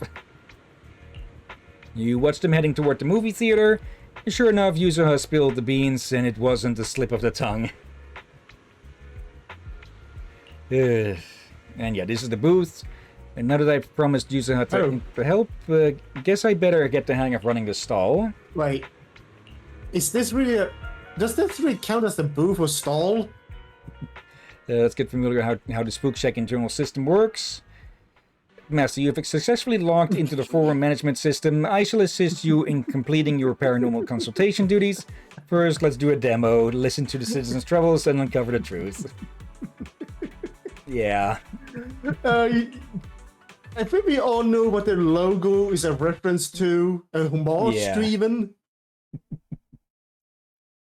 Ghostbusters. The timing. Once you complete the demo, you may officially begin handling the citizens' problems. Note, I shall remain by your side, Master, and provide the optimal solution when you require. So this is basically a rerun, but different of something that the game has done before. Okay, we've got the Inquirer, Kaede, Midnight Hauntings, getting chased off by earthbound spirits. I misread that. Oh. I mean, it's misread to Midnight Halflings. No, that's when the Shire is having a late night bash. Yeah. Wait, what? Okay. As the manager of the stall, you must uncover the truth behind strange incidents that are troubling citizens. A while back, based on the citizen's description, select the appropriate response. Choose the correct answer, but first, a while back I had to move because of work, but there seems to be something creepy in my new place. During the day it's fine, but once night falls, there are strange...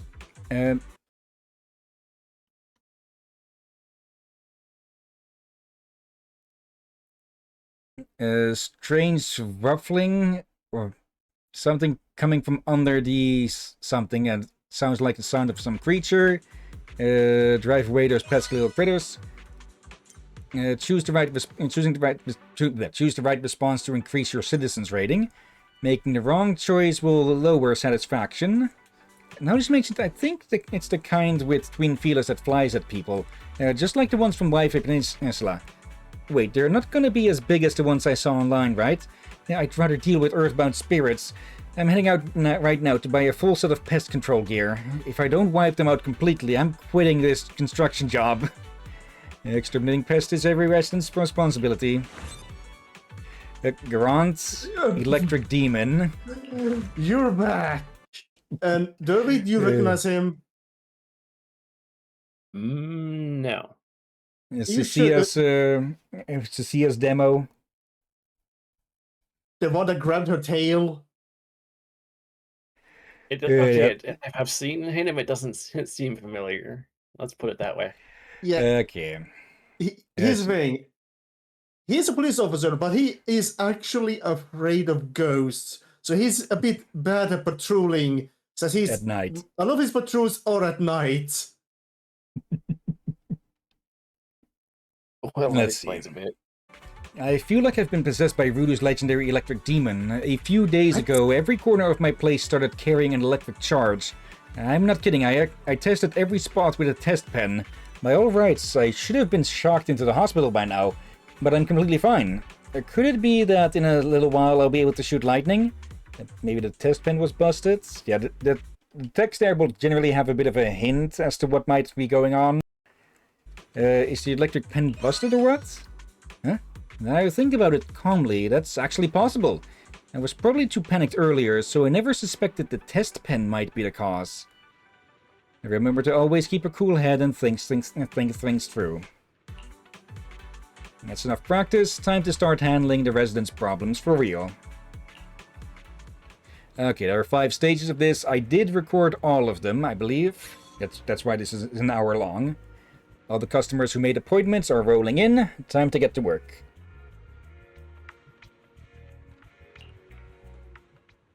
Master, due to power limitations, I can only assist when necessary.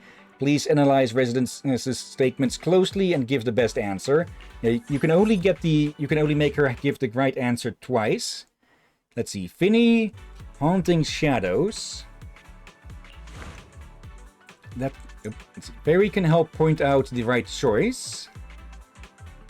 Yeah. You have 2 chances to ask for help each round. If you're on the fence, let me help you out. And yeah. That crazy downpour must have dragged a ghost straight to my place. That night, a thin, shadowy figure appeared on my bedroom curtains, like somebody reaching out to tap on the window. And with the thunder and rain going non-stop, I couldn't sleep a wink all night. But the next day, bright sunshine like nothing ever happened the night before. Weather's been nice ever since, so I guess this ghost's in a good mood? It hasn't bothered me again. I wonder if it'll come back though. Heavy rain always comes with howling winds, you know? So yeah, just the wind messing with the tree branches outside. Yeah, that's a classic. That's Yeah. a bloody classic. I've even seen that in many cartoons and movies. Yeah. But there aren't any trees close enough to my window. Wait, I do remember there being a tree planted outside the building. Could the wind that night have been strong enough to blow its branches all the way to my window? Don't tell me all those night horror stories about rainy nights in New Eridu start like this. Thanks. Next time it rains, I'll just pop in some earplugs and get a good night's sleep. Heavy rain breeds urban legends. 18, electric bill shock. Bell, the video store's electric bill for this period came in and it's really weird. The electric bill is crazy high, super high, even higher than when Fairy first came to our store. Could it be a ghost is stealing electricity? Think about what Fairy's been doing lately. Have you forgotten about wishing sprites? Wishing sprite? Got it. So electric bills hitting records highs because well, Fairy's been playing wishing sprites, huh? Wait, look at Fairy down there. Not too happy, apparently. Wait, did that actually change? Because... Okay, We'll have to keep an eye on if this is a unique reaction or if she does that with every time that we don't ask for help. If the electric bill is high, let it be high. Jade, heart of a child. What the hell? I came back from a business trip and my bamboo suddenly started calling me mama out of nowhere. I've had the thing for 2 or 3 years now and never seen anything this freaky before. I'm convinced some ghost possessed my bamboo and it's gonna be a little kid ghost too. Otherwise, why would it go through all this trouble just to find itself a mom? Isn't that a meme from some shooting game? I wanna claim this kid. It must have picked up some meme while playing games. Okay, she very reacts like that every time. Wait, that's the reason? No wonder it was so happy before I left out on my business trip. Turns out it was just waiting for me to be gone so it could secretly play games. When I get back, I'm cutting off its internet access. Otherwise, it's definitely gonna keep picking up all this random nonsense. Honestly, can't the authorities do something about this? Like, set up some kind of access restrictions for this kind of stuff? No, they cannot. Not without, well, getting identification for each and every one of the people. So, not the smart thing. Also, hello, Arya. Constructs back spirits. Manager, a few... The way she just look at us, just... Let's see.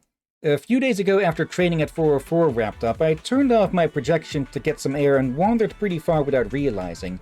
When I snapped out of it and started heading to the back, I got this feeling something was tailing me.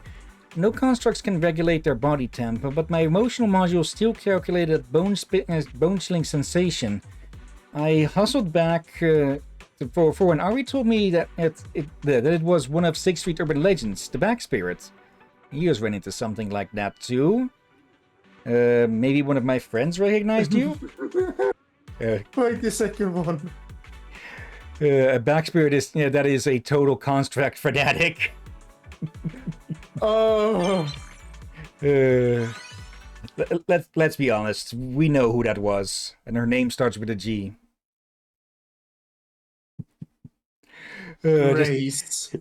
Just Arya walking down 6th Street, Grace lurking in the shadows, and thus the Friday the 13th music starts. Or was that one? Yeah, that's the one with Michael Myers, as in the character named that, not the actor. Wait. What movie are you talking about?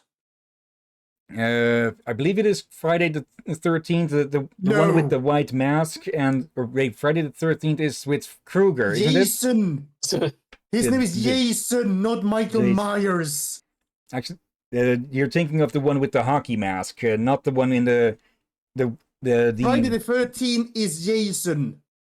Okay, then. You think about Halloween. Halloween. Yeah, Halloween. Okay. But yeah, the Halloween music starts up. That was Terminator. But yeah, we already seen how Grace responded when they seriously realized more that Arya is a construct. She wanted to adopt her. Let's see. Aurora, is that the world's best captain on the cup? Yes, it is indeed. Right. Yeah, there's a story behind it. I saw another VTuber have a cup that said number 1 dad, and it was a her.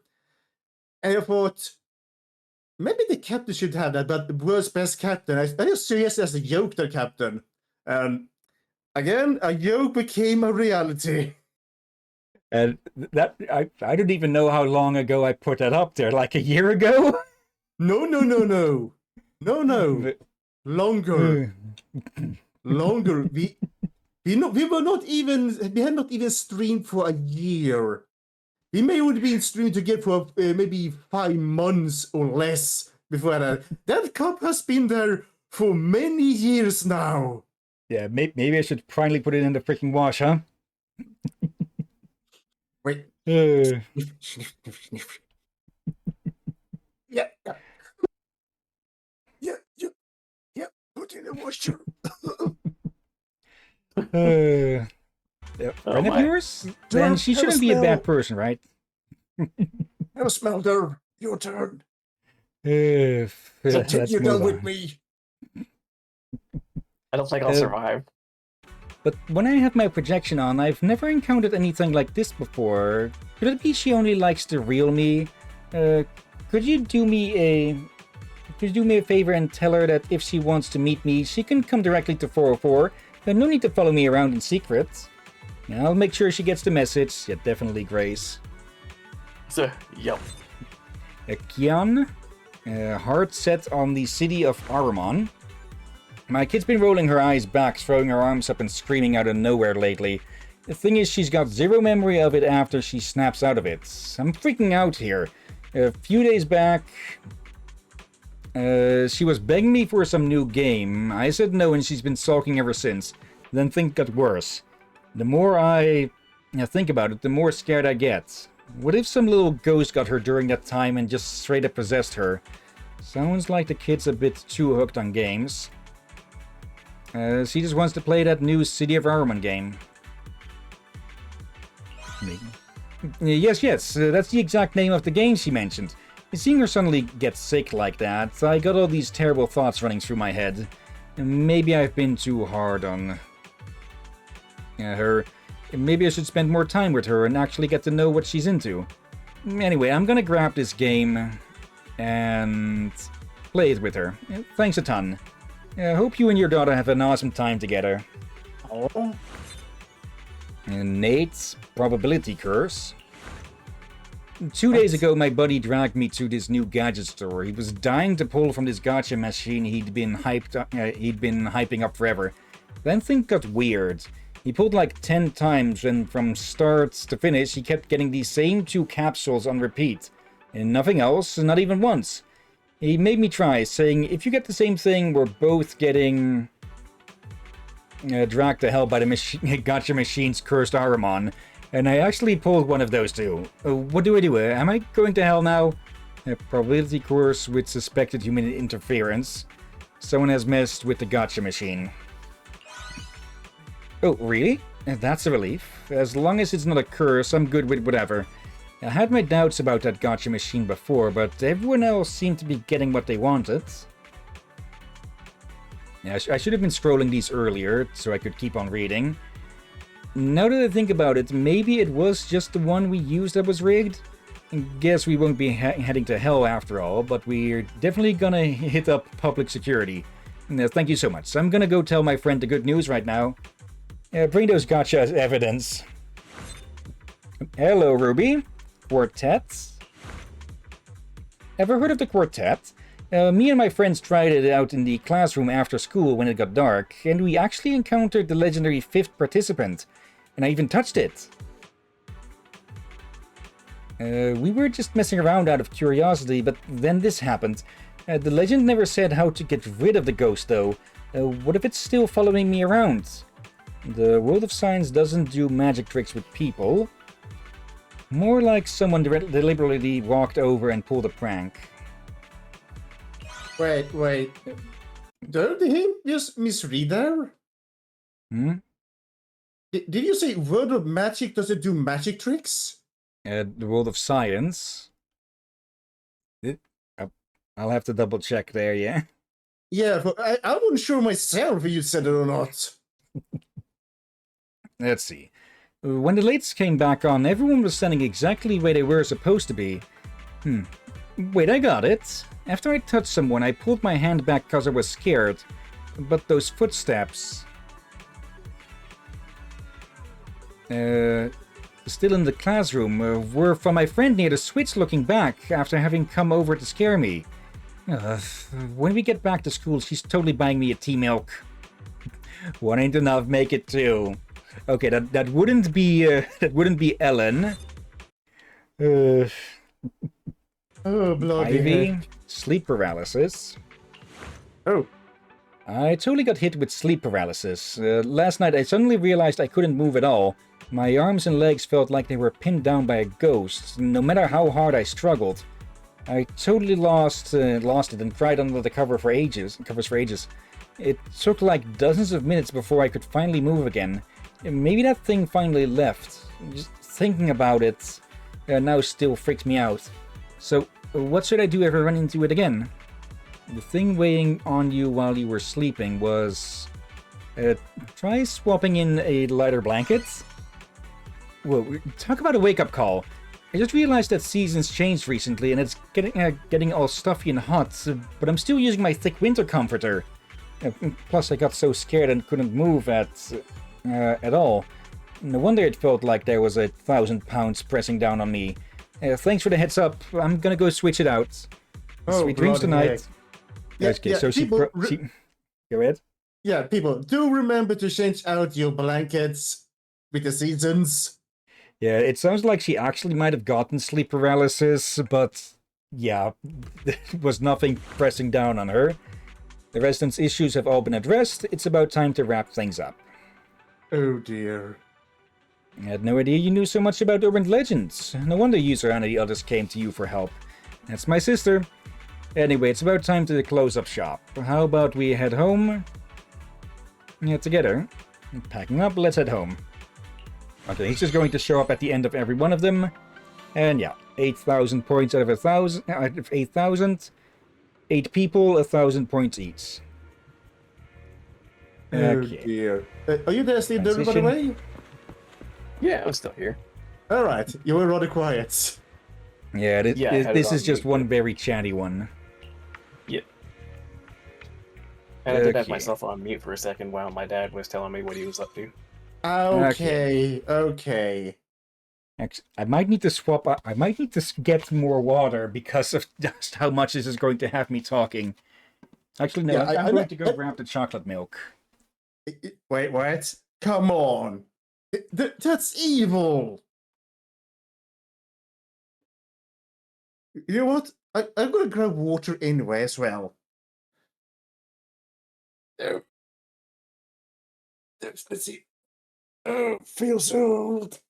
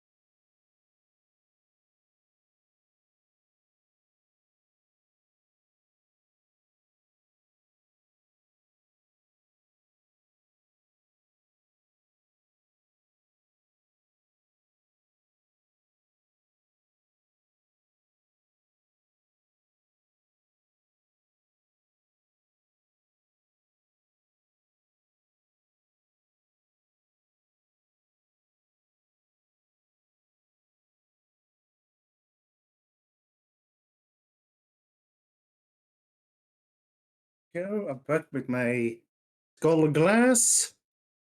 This is not red this time, it's just clear water. Yeah.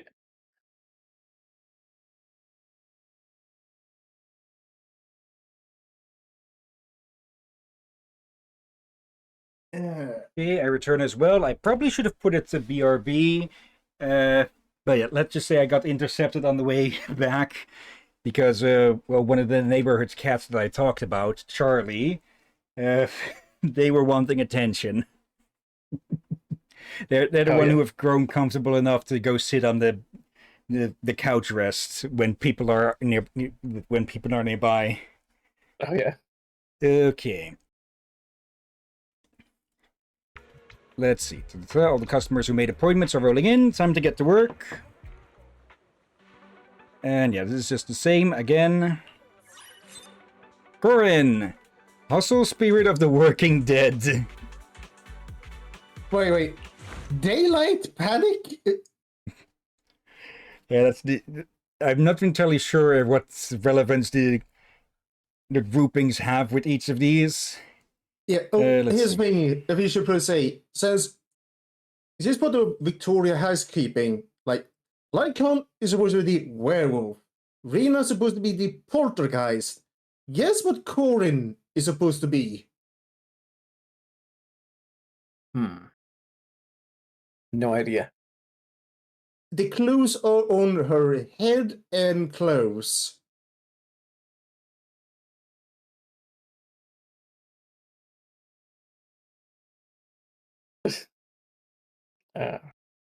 The bolts? That's not helping, unfortunately. Really? Yep, I should have unmuted for that. Frankenstein. No, Or that's Frankenstein's wrong. monster. There we go. Who actually has a name? We sadly is not known. I had sadly forgotten the actual name. I think it started with an A. Could be. Let's see. Master Proxy, a few days ago while I was off, I was watching TV alone in my room, and then the screen suddenly started switching by itself, and everything it showed was work-related. First, complete hair care guide, then ultimate work prodigy. Could it be there's a workaholic ghost living in my TV? And just thinking about it makes my heart race. Wise One's also picked up the wrong TV while watching movies. Rena's hinting that you should get to work. Someone probably connected to the wrong TV. Oh, is that really it? Phew, I feel much better now. I also hope that this neighbor who's super enthusiastic about work but kinda careless can get through their shift smoothly. You're already working so hard, Corin. Oop, Fei? Spicy clear soup. Okay. What? This is so weird. I just went out for a hot pot with my bestie. Yeah, she loves the spicy soup base, but I can't handle any spiciness at all, so we ordered a 2-flavor pot. But then I tasted the spiciness in the meat I put in the clear soup. I'm absolutely sure my utensils never touched the spicy side. It was already bizarre enough, but then she had to go and tell me a bunch of hot pot restaurant horror stories to freak me out. Seriously, I'm giving her the silent treatment for 10 minutes. Someone's bestie is an expert in scare tactics. Let's see. Your bestie mixed chili oil into the dipping sauce. The answer is so ridiculously simple that I never gave it any thought. Now we finally get why she insisted on mixing my dipping sauce for me. Going on and on like, I totally know your preferences by now. Or by heart. So just let me handle it. So this is what she was after. I'm ignoring her for 30 minutes. Oh, bloody hell. If it happens again, I'm ignoring her for a full 60 minutes. Look at her boy. face expression. Yeah. Yeah. She's just like, goddamn. Okay, clever prank though. But if someone says they really don't like spicy food or can't handle spicy food, especially if they say they can't handle, just don't do stuff like that. For one, you might be actually ruining their food for them. On the other hand, or in the worst case, they might react to it very strongly. Yeah, there could be a certain variant, could be they have allergic reaction to. So if you do plan to do some kind of food prank, investigate to make sure they don't have an allergy. Yeah. I think I have heard the cases where that have gone very badly. I just remembered something I saw on Reddit.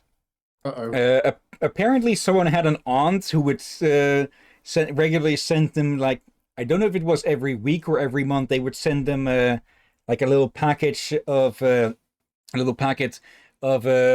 gummy lizards or something.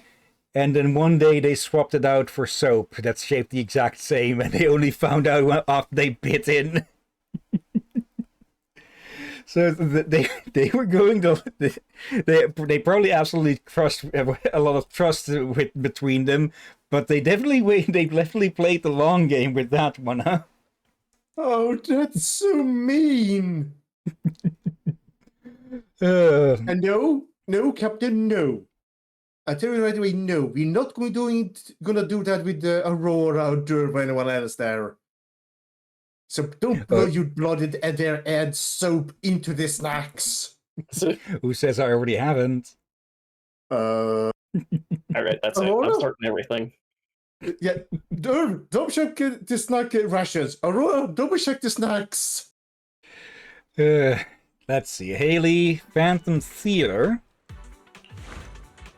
Lately, for some reason, we've been seeing a massive surge in folks coming to watch horror and thriller flicks, so we had to add extra showings, including late night screenings. Here's where it gets weird. After one of those late night sessions wrapped up, I was floored to find the projector automatically starting to play another movie. I bolted up to the projection room, but it was completely empty. Could we have a movie-loving...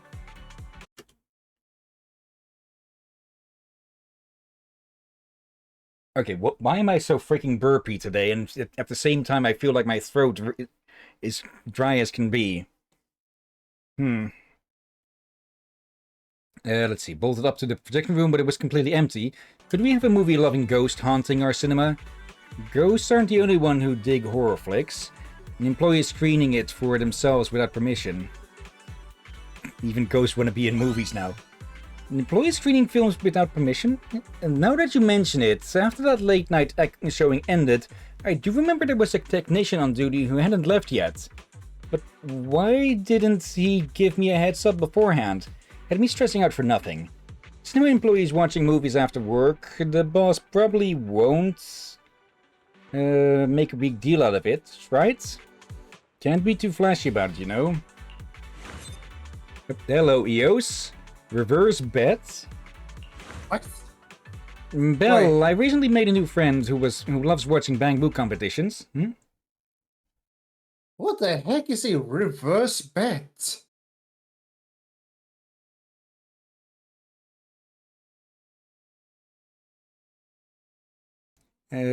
Let's see. The weird thing is, whenever they say, I don't see how they can win this one, or they've got no chance, those players it disfavors miraculously pull off a victory. Does it have some kind of supernatural power? Otherwise, how could it reverse jinx everything it points at? Reverse jinxes are the most tricky. Let's see, this is... I think I asked... which one was that? Just a reverse betting jinx. Okay. So whatever it's confident about tanks, but the stuff it doubts ends up crushing it? In that case, next time I compete with other Bang Boo, I'm totally bringing it along. As long as it bets against me, I'm guaranteed to win. And if I use its reverse jinx to score some gear coins in rock, paper, scissors next time, I'll totally share some with you. Wait, how does a Bang Boo even play rock, paper, scissors? Probably on the screen like that. Because they don't really have fingers. Wait. There might be another way. With buckets. Like, they have scissors, rock, paper, and they put it under the bucket. But they're not allowed to show each other what they hide in the bucket. They turn around, they probably have their back to each other, turn around, lift the buckets. Well, then. Something simple like that. Yeah, that could work, I guess, yeah. Let's see. Tyrone, insufficient DPS. What? Looks like something's up with our club's equipment. And just recently, Miss Ye Shunguang, who was granted the title of Void Hunter not long ago, came by the club for some live combat testing. Out of curiosity, we loaded up the combat records left behind by two other Void Hunter rank big shots into the testing program, but the data we got back was totally underwhelming, and the logs were filled with nothing but insufficient DPS warnings.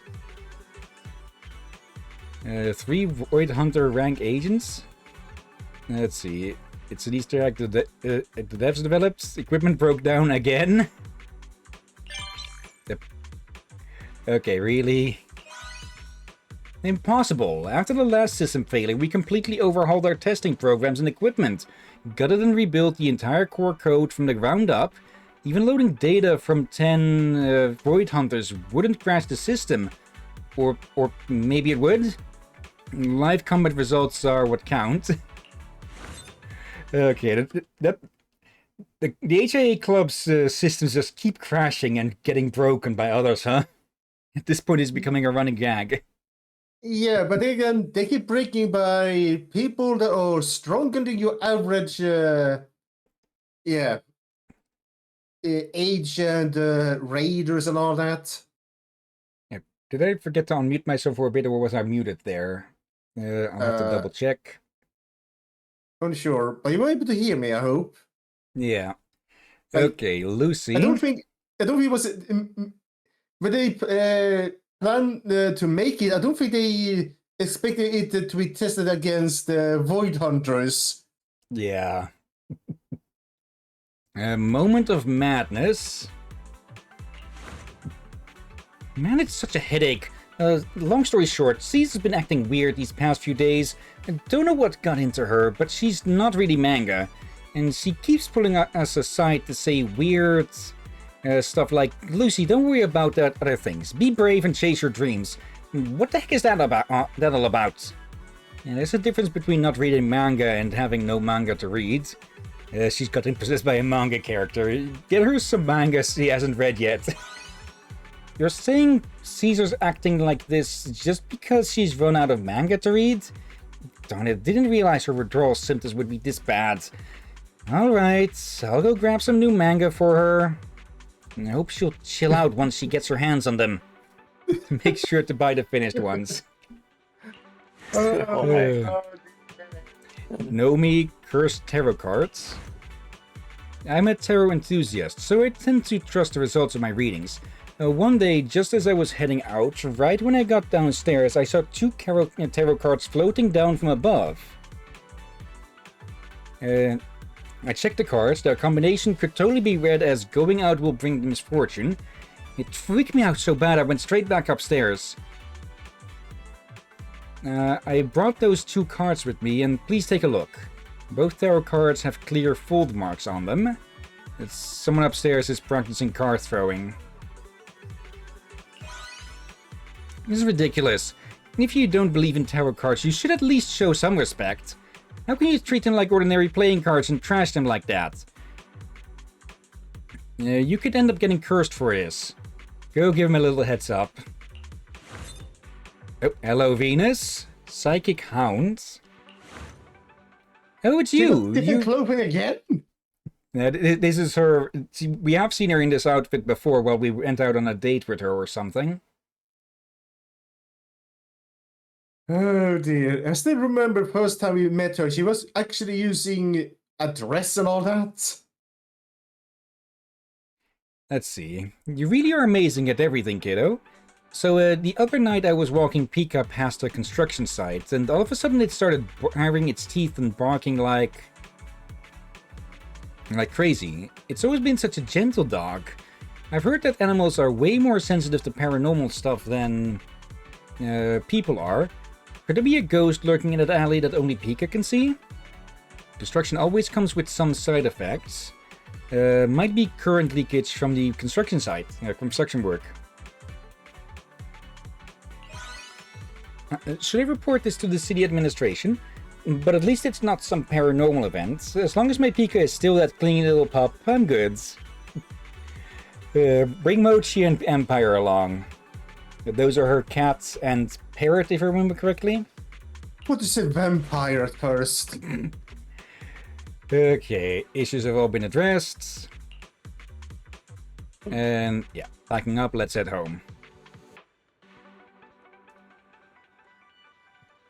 Yeah, it just says the exact same as before, so yeah, I figured it out. Oh, it's the freaking same. Okay, street corner rumors. All the customers. Yep, same as before. Suna, anonymous OG fan. Forbidden Sonata. There's something that happened a long time ago, and I wanted to ask for your thoughts on it. Back when Ages of Delusion had just formed and we hadn't come to 404 yet, our first physical album predictably sold only single-digit copies. But under those circumstances, an anonymous fan actually wrote call and response chats for us. To this day, we still haven't met that fan, and we've had no way to express our gratitude. Probably not written by a fan who bought the album. Could it be written by Nangong? Nangong wrote this! But if it was her, why didn't she tell me an aria? Could she be shy? No way. Nangong are being shy. So she was just enjoying watching me and Arya spin around all happy over that Colin response. Nangong, you big meanie. And she was probably trying to encourage you guys in her own way. Oh, hello there, Cecilia. No escape. Bell, save me. Wait. I think I know what this might be about. It's going to be about the Demon Lord. You think so? Yeah, I suspect it might be the Demon Lord. Let's see. Save me. My phone's acting weird, like really weird. It's auto-recording that the commissioner's voice and playing it back on loop. Is this some kind of prank, or is there really another commissioner inside this thing? Recording apps are pretty common these days. As if it's reminding you to stay on your game. Whoops, you hit record on that by accident. Recording? Oh, I see. Phew, I mean, even though the commissioner is rigid, harsh, and totally unsympathetic, he wouldn't be controlling to that extent. Would he? Let me uninstall the recording app for you. I called it. Let me see. I bloody called it. Could they have a twin also called Mana? Mana. Do. Oh Lord. I Congratulations, know that's now stuck in your heads. It is. It actually is. And for Durban, I've had to tell you this. That's a Muppet joke. Yeah, I kind of reference. figured. It's probably not something I would get easily, but I got that. All right. So you're not. I've never been big on Muppets. When I was very, very young, I wasn't either. But as I grown up, I get the humor a bit better now. There was one Muppet thing that I watched that some friend introduced me to, and it was it had Marissa Miller in it. So who? I think I got that right, Marissa Miller. I'm bad with celebrities. Yeah, absolutely zero clue. Yeah.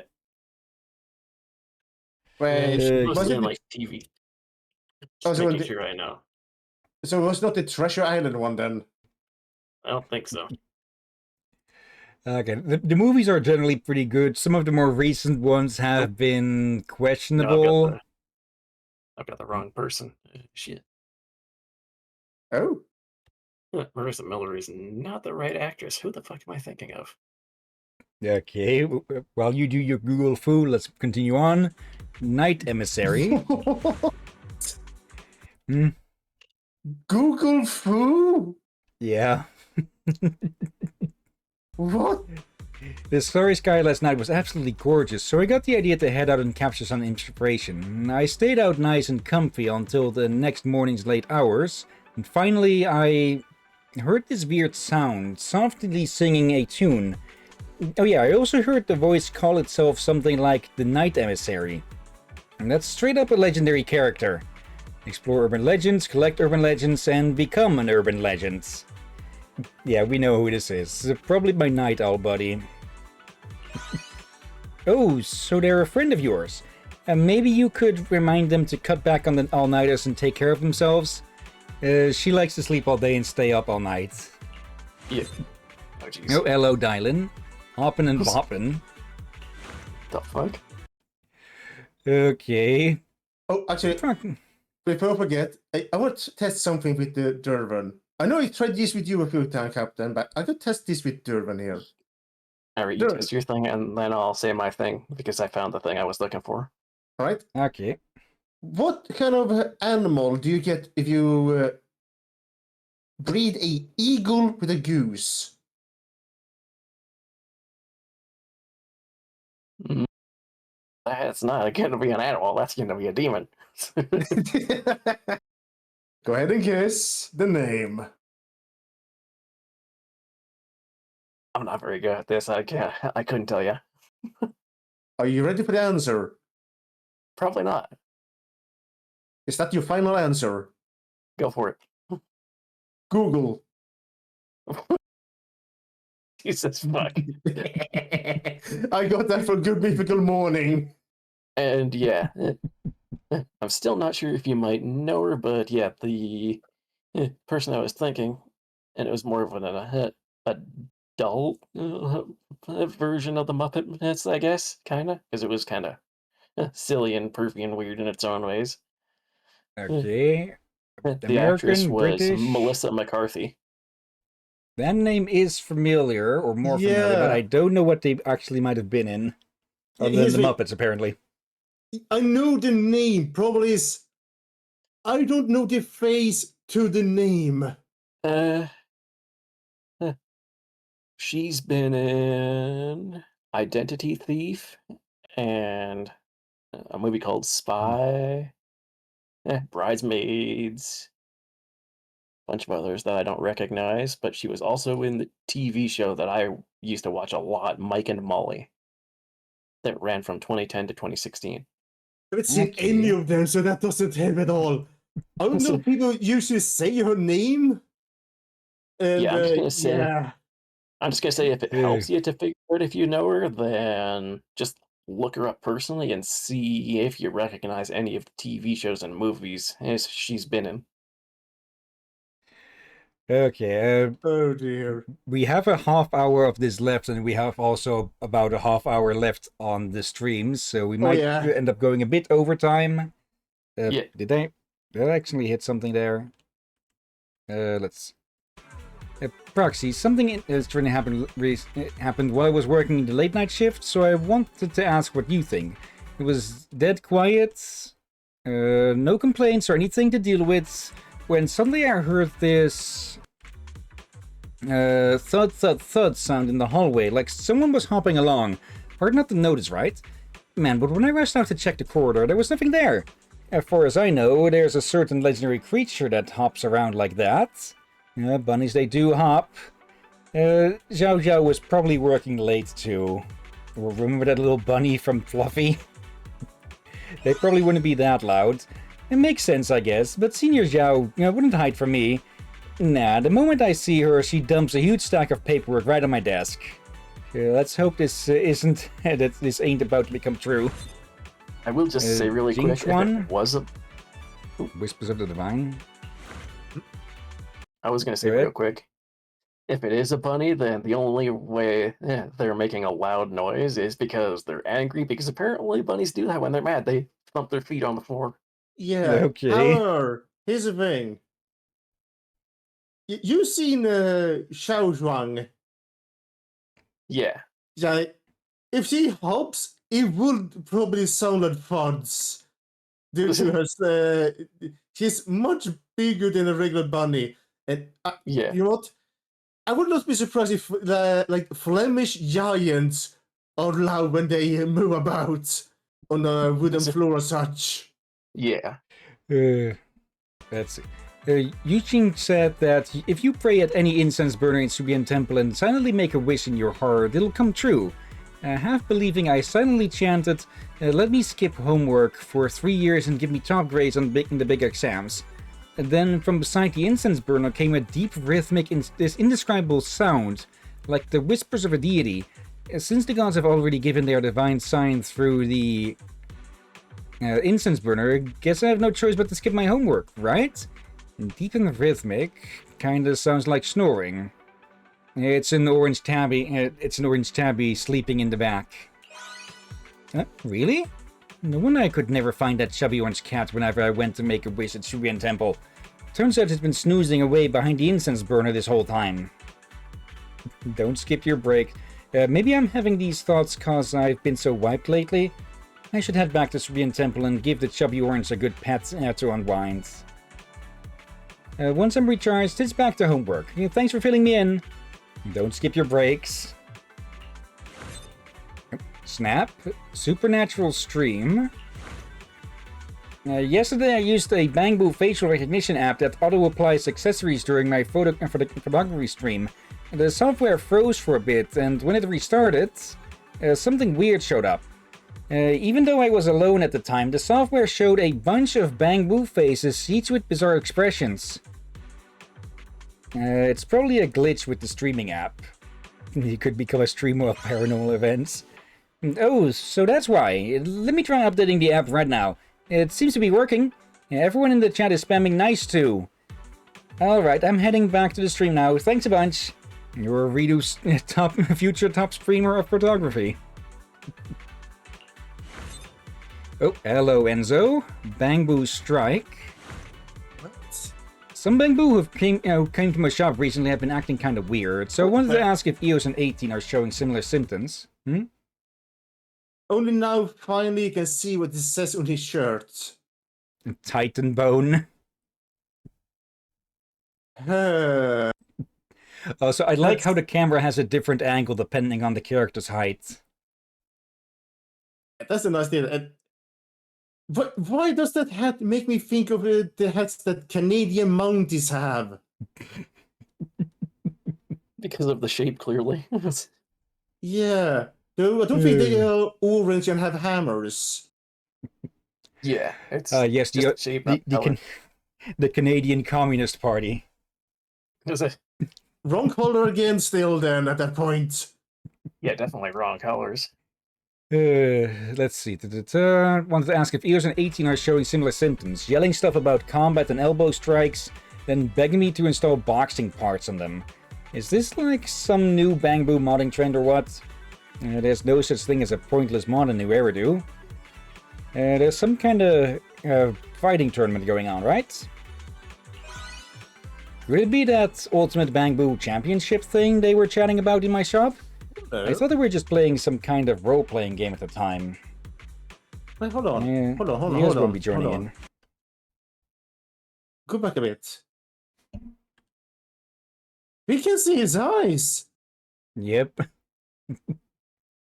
Just a little bit. We don't usually see him this up close. Yeah. Yeah, well. Ate, God of the Hollows. You know there really is a god inside the Hollows, the God of the Hollows. I'm not just making this up. I got lost in a hollow once, and then that's when I heard it. This calm, delicate voice echoing all around me. I followed it and made it out alive. Ever since then, every time I enter a hollow, I hear that voice. Even if there was a god in the Hollows, it'd be a twisted one. Those are hallucinations caused by ether corruption, you know? Wait. Can you hook me up with an intro? We know there are probably multiple ones of the Hollows. Yeah. So We know there are definitely intelligent creatures, there are sentient creatures in there. yeah, and Sapient. question is, was it hallucination or something that wants something from him that we have not yet encountered? Yeah. Or someone being a horrible prankster? Hallucinations? Hallucinations? For real? But I've always made it out safe, haven't I? And that voice has been guiding me the whole time. Could that just be my survival instincts kicking in? I guess you're right. So why would a hollow, a disaster like that, give birth to some god that helps humans? I'll find time to get my aptitude for ether tested. Anyway, thanks for the wake-up call. Yeah, that Won't is go a in any thing. hollow again. Not all hallucination is harmful. Just not always great. Like some of the all for your survival, like your survival for your mental state is trying to save, even though it's not the perfect. But also try to make you save yourself in some ways, but again, it's not perfect. Yeah. In a way, it reminds me of the Fable Banshees, except they're not really causing hallucinations, and what they're trying to tell you is not good, so...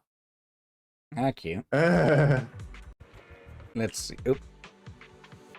Yeah, same as before, but this time we've got more visitors. Belle, you're finally here. Had a long time no see, Lucia. Oh, bloody You guys here heck. for the next shift? The next shift? I've You- I've forgotten about Yidari's clothing. How Okay, just to be sure, which one is she or he? Yidari is the Yidari right is- one. Yidari's the one with the tentacles. Oh, Yeah. Yidari is the one. Oh, okay, she's Yeah, the one that I would assume I would like. yeah. That one button is holding on for dear life. Yeah, I can't get the about him. I'm trying to see it, I just go, don't break, don't break. But Yeah, let's hope that doesn't break, because that would just turn things to a different type of content. oh, here's Yeah. the thing. You that can also happen. However, this another thing I think you both are forgetting. Oh, If that breaks, the button becomes a projectile. yeah. Yes, I managed to catch Lucia with her eyes closed again. Yeah. Well, as Uh, long as it knocks you out, then you're probably fine, I guess. I don't think you want a button flying into your eyeball. Well, that's why I said you hope it knocks you out. and That'd be a powerful button. the one that looks like a wardrobe, that's Manato. A wardrobe? As in he's built like a freaking fridge. Jeez. That makes more sense. Let's see. Next, user only mentioned there was a Make Spook Shack Great Again stand here at Lumina Square and told us to come check out the urban legends collected. Lucia's here to check if there are any ethereal-related urban legends, and I'm here to seek some fresh inspiration. As for Manato... Me? Yuzuha mentioned she was planning to set up this stall, but I was tied up with other stuff at school, so I didn't come with them. I just figured I'd swing by and join the fun today. This stall's pretty solid. It gives off some real Spook Shack vibes. And too bad they didn't have any tales about ethereals, though. I should come a few days later. Most people here are just civilians. They don't get to see ethereals too often. I see. Well, since the stall's been up, the forum has seen a flood of newbies. Once I catch some Z's and surf the net again, I might stumble across some awesome tales like when a baby blastcrawler met a bossy Trinox. Okay, that's just weird. I've gotten tons of inspiration. Go ahead. Oh, nothing. Just laughing. From these records, and I can surely use it for a story. I'll show it to you once it gets published. Deal. Can't wait to read it. Do I need to go look for some inspiration too? Nah, forget it. The user is gonna drag Alice and me into story time anyway, or I'll just hear what she's got to say then. Alright, our stall isn't closed yet, so once there are more stories... I'll waste the freaking door. We'll come back, yeah? User just messaged me... And she wants to meet up with her. So we're heading out then? Sorry, Belle. Doesn't seem like there's much we can do sticking around here. Go on, have a blast. Just leave it to me. Belle, you're the best. Next time I pull an all-morninger, I'm totally taking you out with me. Lucia is the night one. After hurried goodbyes, the three of them leave, bickering and laughing, some rushing, some dragging behind. Wait, The nocturnal one What? is what I wanted to say. I just realized. What? She was the one that was scaring someone at the night. Yeah, with her Is it? singing. I thought it was Yidari. That makes more sense. Although, Actually, it would probably be more terrifying if it was Yidari, especially considering how people reacted to her tentacles in the past in the videos. yeah. Yeah, she tends to haunt hot springs more. Although I do wonder how much Belle likes Yidari. Okay. Uh, Oops, Soldier 11, light Good up question. spell. wait, what? That's, of course, she gets it. Messengers of Crimson Flame, Silk and Shadow. I come to inquire about a strategy to resolve a certain matter. A few days ago I went to eat noodles as usually, only to be told the shop had installed a strange new lighting system that only turns on when you shout an incantation at it. But the effect only lasts a few seconds. If you don't shout the incantation again, the lights go out. And the key to spells is shouting them out loud. You must have gotten those lights with voice control. Or they must have... Got it. So the reason other voices couldn't trigger the light earlier was insufficient decibels, not the wrong incantation. I'll remind the shop owner to replace the lighting again and find out why the noodle shop's using voice-activated lights in the first place. Yeah, can't skimp on electric when it matters. 3's Anomaly Panting. Alright, yeah, from the Fantasy Resort. It's off-season at the beach, so when I'm at reception I sometimes scroll through art forums to kill time. For some reason, almost every artist on the forums has drawn a similar composition, low-angle character art with wonky perspective.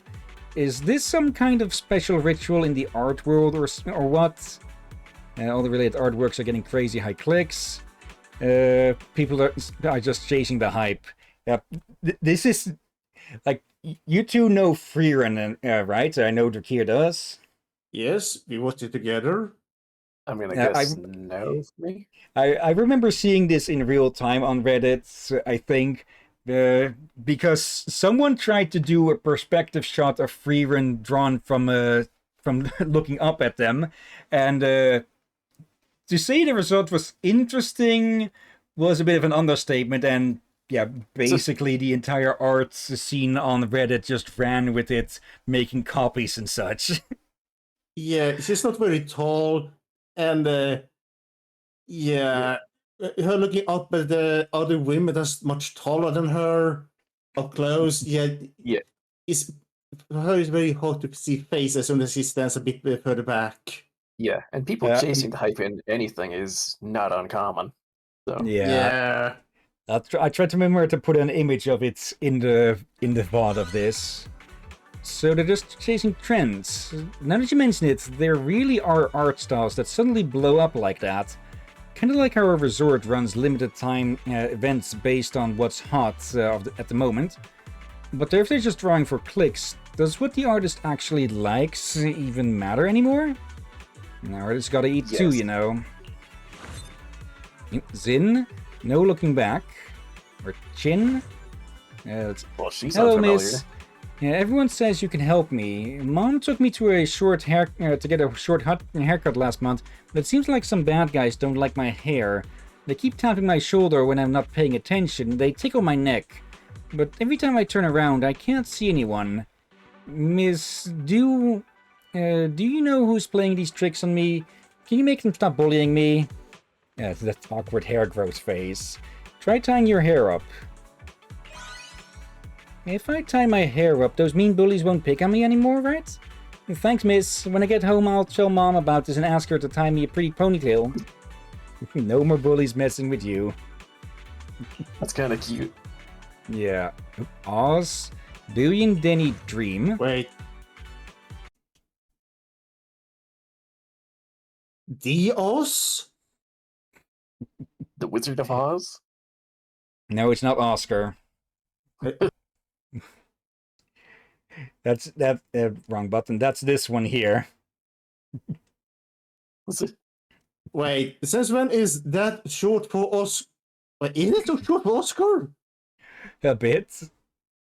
I didn't know that. And I hope I wasn't too loud there now. But also not the Oz I was thinking of when I made my comment. Oh, which one then? I was thinking like joke to the movie, The Wizard of Oz. Yeah. Yeah, I was. Me and Dur was on the same page. Yeah. That's and we're not off to see the wizard.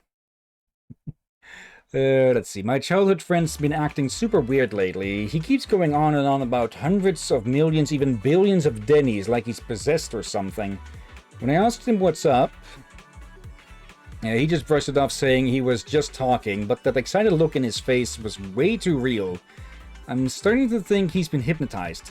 like he's trapped in some dream full of Denny's and can't wake up. Looks normal on the outside, but he's basically a walking zombie inside.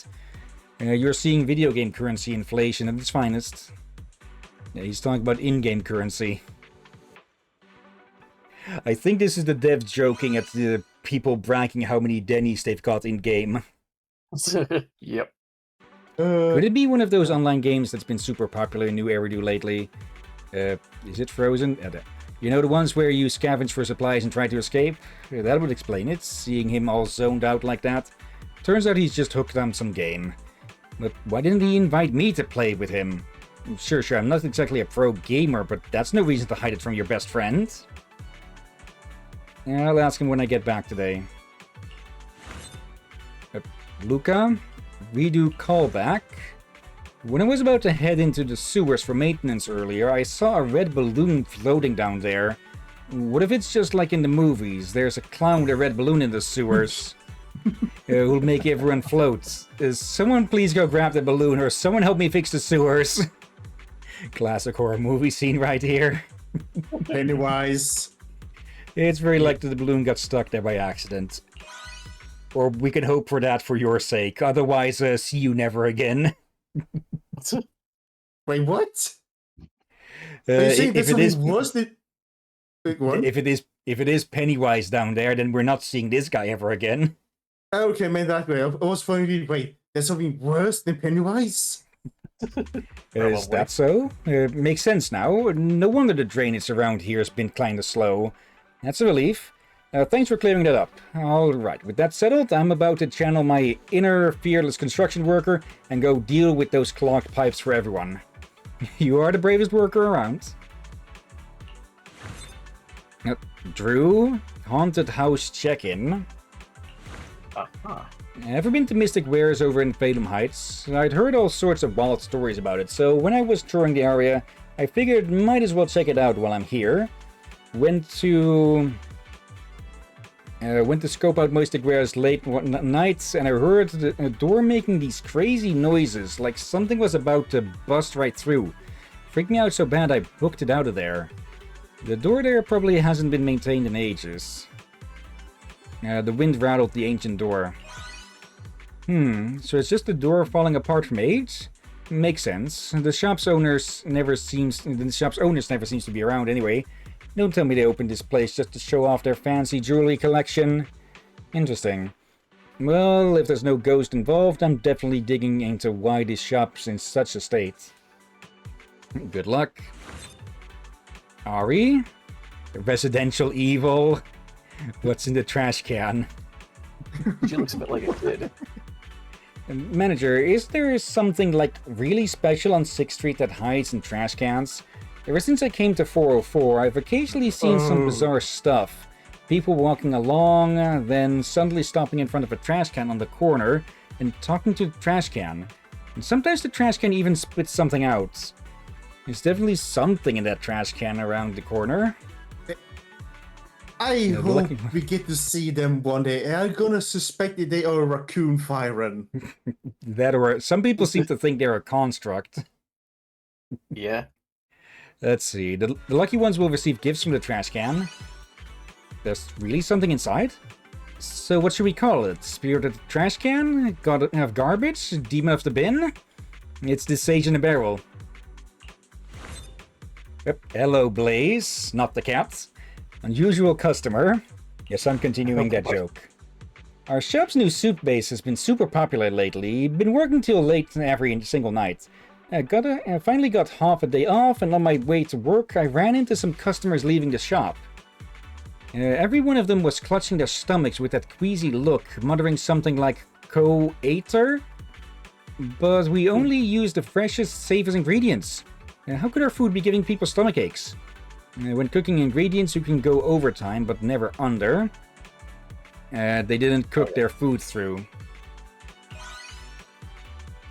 What? So what they were actually saying was cook it longer and take it out of the pot later? Okay. You can go to good you can go to good self-serve or self-cooking restaurants like this, but if your own cooking ability sucks, then of course you're going to still ruin it for yourself. Yeah. Dear. Looks like even with the reminder posted in the shop to carefully cook the ingredients, customers still struggle to get the timing right. I better go figure out a way to optimize this. And let the staff handle ingredients that need precise timing. And I'm just gonna say she looks good. And that's all of that done, so there should be only one left. Oh, hello, Proxy. Miyabi? You into urban legends too? Yeah, please sign me up for tomorrow's session. No sign up needed, jump in now. What have you run into? Not now, can't tell. Because I'm in the middle of the training to spark curiosity in my friends. Freaking tease.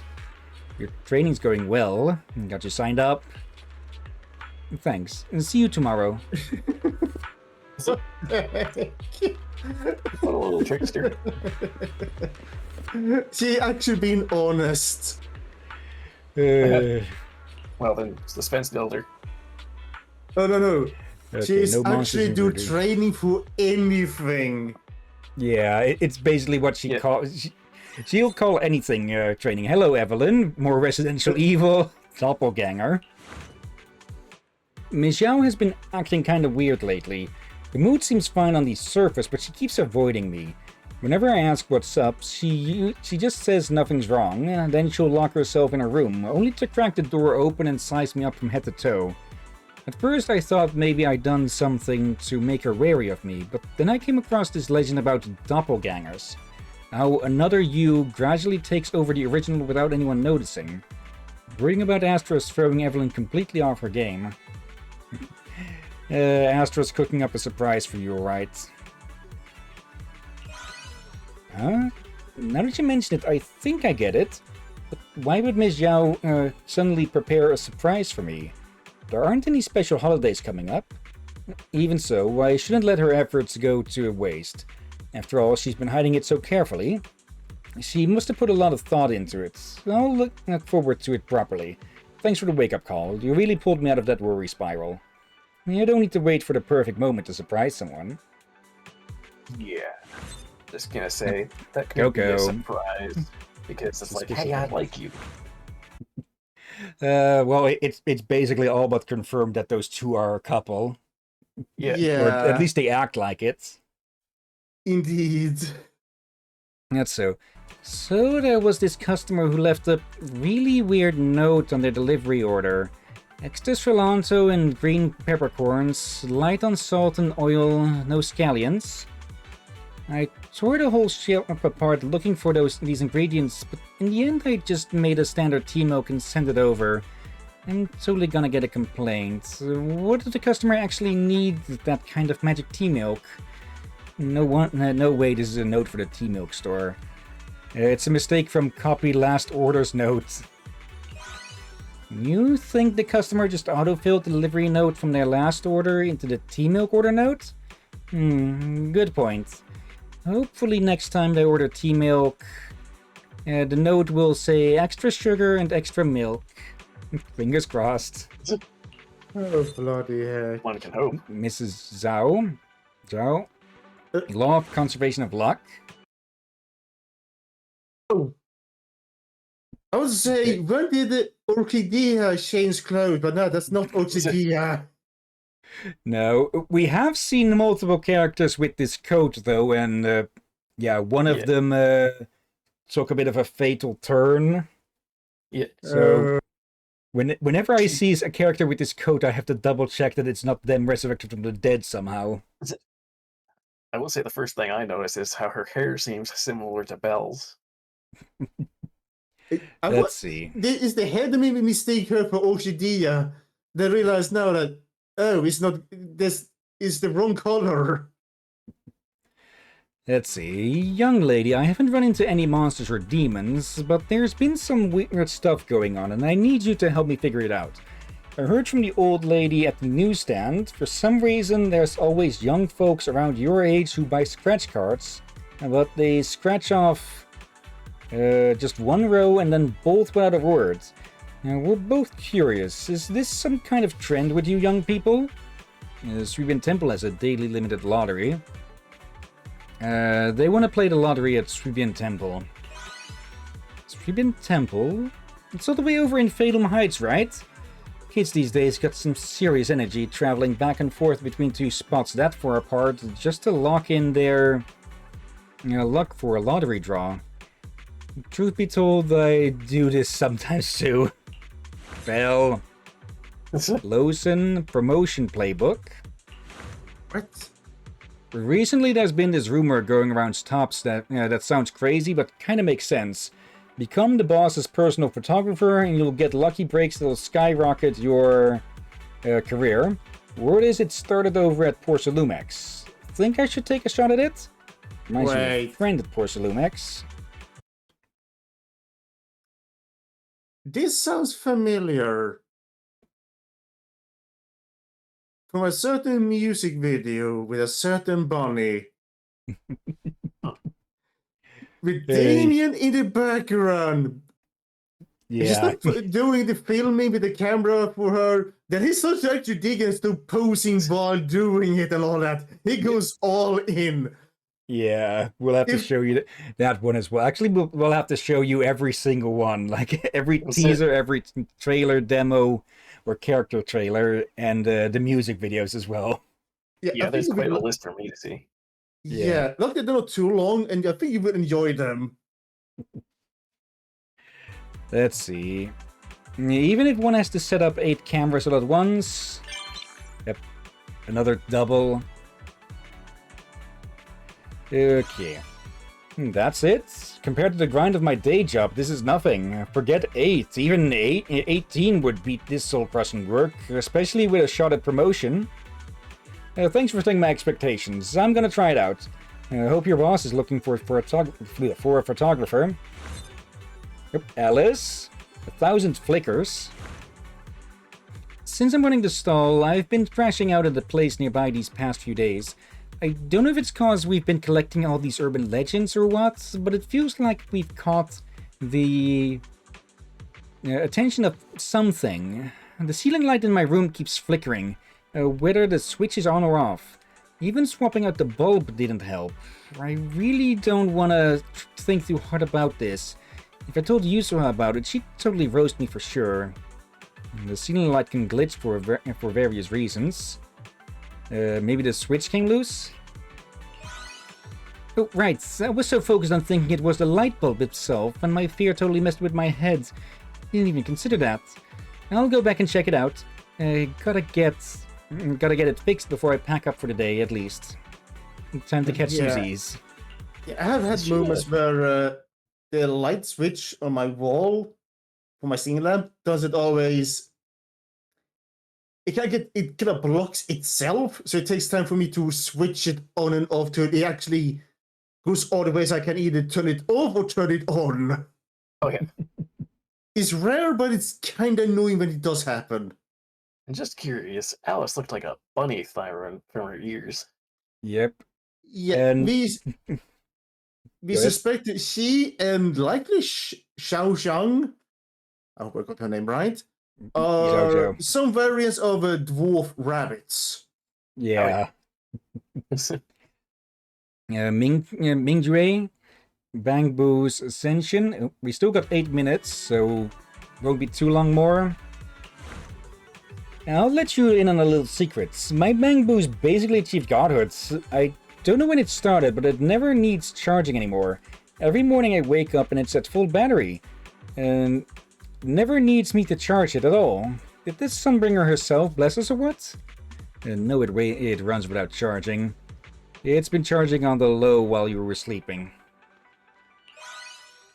Why? Is it that embarrassing to admit it needs charging? I'm kind in denial here. Guess I'll face reality when I check this month's electric bill at home. Bang Boo keep their little secrets too. No surprise. Xiaowie? Special focus. I used to be a huge Satellite fan, you know that Bang Boo idol group? But lately my attention's been completely hijacked by this Shark Boo. It's got this adorable round little body, and it bops along to the music in the cutest way. Even its built-in case is super cute. And none of my friends get why I'm so into it, and honestly, And now I'm even starting to wonder if this is normal. The shark boo standing on top of the water tank? We've seen that one, the one that hauls it around everywhere. This better not be some baby shark joke. No, I think it's still a reference to the Another. whole blowhigh. Oh yeah. Great minds think alike. I'll bring this up with the operations boo next time satellite performs. And thanks for believing in me and giving me such solid advice. I hereby Wait, what was- declare you fan number 2 of the Shark Boo fan club. Wait, what was the answer? To try and talk it into joining the idol group. Oh yeah. Oh, bloody heck. When did you guys start a fan club? Nope. Oshimi Miyabi, Training Insights. It- I have your eyes, you? Proxy. Okay, nice outfit. Yep. Yep. I'm Nice currently choice. undergoing a training where I must complete 100 tasks in a single day while wearing traditional family attire. I've already finished 99 tasks. I want to conclude this training with something I've never done before. You're well versed in the urban legends of New Eridu, so perhaps you can provide some inspiration for this final special task? Something you've never done. Doesn't have to involve paranormal events and urban legends, does it? How about catching a show at 404? I think Harumasa mentioned that place before, but I've never been there myself. Not quite what I had in mind for inspiration, but it's a good idea. Then I'll go and watch the show. Would you like to come along? Sounds good, I'll grab the tickets. And with that, the last of that has been dealt with. Okay. We're back, Belle. I take it all the folks we invited have already stopped by with their unusual experiences? You actually went to promote the forum? But I thought you went out to have fun. Phrasing. We did hang around the area for a bit, caught a movie, then met up with Minato, Lucia, and Hari to check out a show. And wasn't there that time you got scared by a lamp while sleeping alone at night and secretly ran to Belle for help? Yusaha, how do you know about that? My lady, our back-end system has your appointment and consultation records, you know. But you've been working hard these past few days too. Between all the fun, you've helped me assist plenty of citizens troubled by those ghost rumors. Once the evil spirit's true faces are revealed, they'll no longer cause anyone any trouble. That said, even if Alice knew the truth, she'd still get spooked by it like a plastic bag hanging from a tree branch in the dark and swaying in the wind, right? As if something like that could scare me. Hey, don't be nervous. Even if you get spooked, I'll be around to calm you down. Alright now, I'm just messing with you. Belle, ever since the Spook Shack Urban Strangeness Investigation stand set up shop in Lumina Square, our forum's being flooded with newbie registrations every single day. It's gotten way more lively. And that's all thanks to you running the shop. You're too kind. The credit should go to Yusa's genius idea. Well, we can't just stand around patting each other on the back all day. Bottom line, this urban legend stall has fulfilled its duty. Seeing the Spook Shack get a fresh lease on life, we old-timers are all pretty stoked. Win-win for everyone. Speaking of old-timers, what about Lucia, Hari, and Minato? After pulling a few all-morningers, Lucia was completely wiped out and went back to crash. Hari said she'd head back to freshen up, then dove straight into writing like there's no tomorrow. As for Minato, sounds like something came up at school again, so he headed back to Wi-Fi Peninsula early. Alice and I should probably head back soon to start through all the urban legends we've collected and upload them to the forum's story vault. You're always welcome to swing by the Spook Shack, Belle. Yeah, those two are basically a fan and confirmed couple as well. Proxy, you still busy? Let's get ready to catch the show. Right, heading to 6th Street now. Let's meet up at the video store. Okay. Here we go. Nice way to wrap things up. You're here. Have you been waiting for long, Miyabi? Sorry, traffic was a nightmare on the way over. No worries, I just got here myself. Shall we go now? Let's go. Miyabi, you seem to really like this outfit. Is there a special reason? It was my mother's favorite style. It's well suited for training. Doesn't get in the way during combat either. What do you think, Proxy? It looks really nice. Suits you perfectly. Is that so? Yanagi said the same thing before. I think we've arrived. We can talk more later. Okay, just making sure I didn't miss anything there by rushing. Yeah. He's learning. I'm so proud of him. He grew up so fast. Oh my. Turns out 404 is actually underground. What the? After all, wait, they're wait. underground idols. Look behind the waitress' head. Hello there. I guess we know one of the sponsors of this place, huh? Apparently. Yeah, I did not expect to see Elfie on a poster. Uh, And that's, here's a fun fact, Derb. there's someone else as Well, well. What? It's what? I'm blanking on his name, but the owner of Sanzi. Yeah, but Oh, his Okay, name also. ZZZ.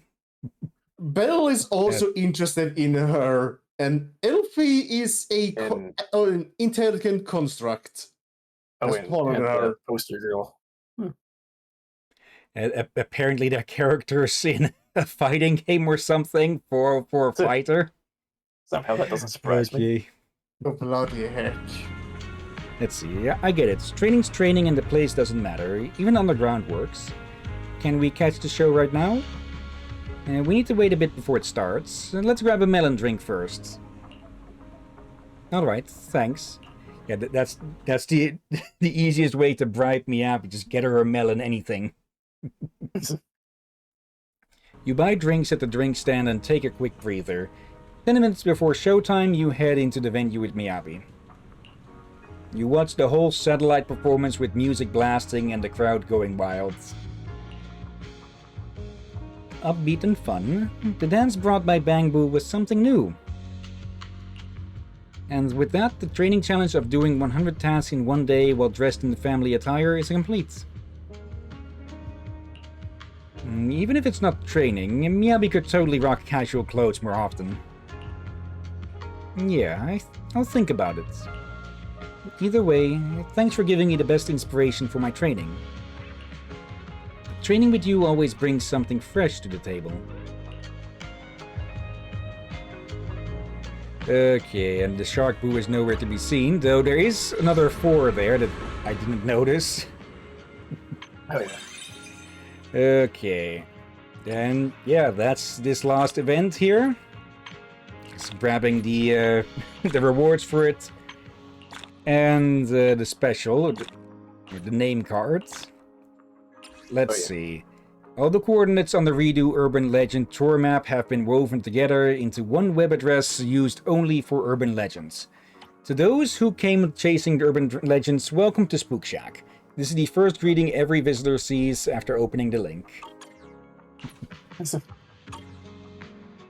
And with that, we're done for today. Wait, So, Nice. there was Did I a forget traffic to- cone. What? oh, I forgot to put it in here. Okay, I put the backdrop in all the BRB scenes, but I forgot to put it in here, or the group. That's so that I can change. If I just change one somewhere, I can change it everywhere. So Yeah. guess we're just with this one for now. Our logo. A coffee mug. Okay. Oh, actually, it looks less like a coffee mug and more like a stein or a pint. Oh man. Let's see. It is pretty busy at the moment, so I'll narrow this down to 3 or 4. We've got Side of the List playing The Adventures of Elliot, The Millennium Tales. the Siren Ivy is playing Do Not Feed the Monkeys. And Scorpia Streams is playing Submachine Legacy. Never heard of that one before, so let me take a quick look. Looks like some sort of point and click. Okay, any of these sound of interest, or shall I take a pick?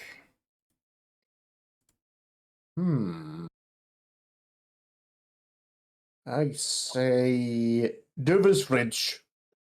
I say up to you. Okay, let's go say hi to Scorpia then. I don't think they've been active in quite a while. I don't even remember them. Again, I don't usually see the ones you talk about to suggest, so... Yeah. It's not very often I see many who you talk about too, so some of them are new to me. Yeah. Okay, apparently... Okay, this is kind of cute. Someone is streaming Half-Life, and in the title it actually puts in the lambda symbol instead of the A. Oh yeah. Okay, slash read and paste. But before we get started with this, of course, thank you everyone who may have been watching live or later. Thank you, Aurora. And let's see, any lurkers? Sadly, no, apparently. Okay. Oh well. Thank you as always, Drakir, and Dervin as well. You're welcome as always, my friend. And thank you for only watching this madness. You're welcome, Eddie. That was my mug getting bumped by my elbow. Careful Didn't there. knock it over, luckily. Plus, it's already empty. That's because I'm... already half of the chocolate milk was already gone, and, well, I emptied that quickly. Okay, it has helped my throat quite a bit. So, Good. yeah, maybe I Nice. just need to drink a few thicker drinks than just water. Yeah. But yeah. This will probably be the second to last Zenless stream for a bit. We will do another one to, well, finish up the other two events that we wanted to do. The other two I will record because we won't have time for that as well, I think.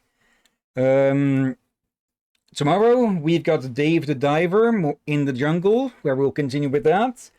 On Saturday we've got Age of Mythology Retold, continuing with the Titans campaign, not expansion, because it's part of the core game. It is now, it wasn't originally.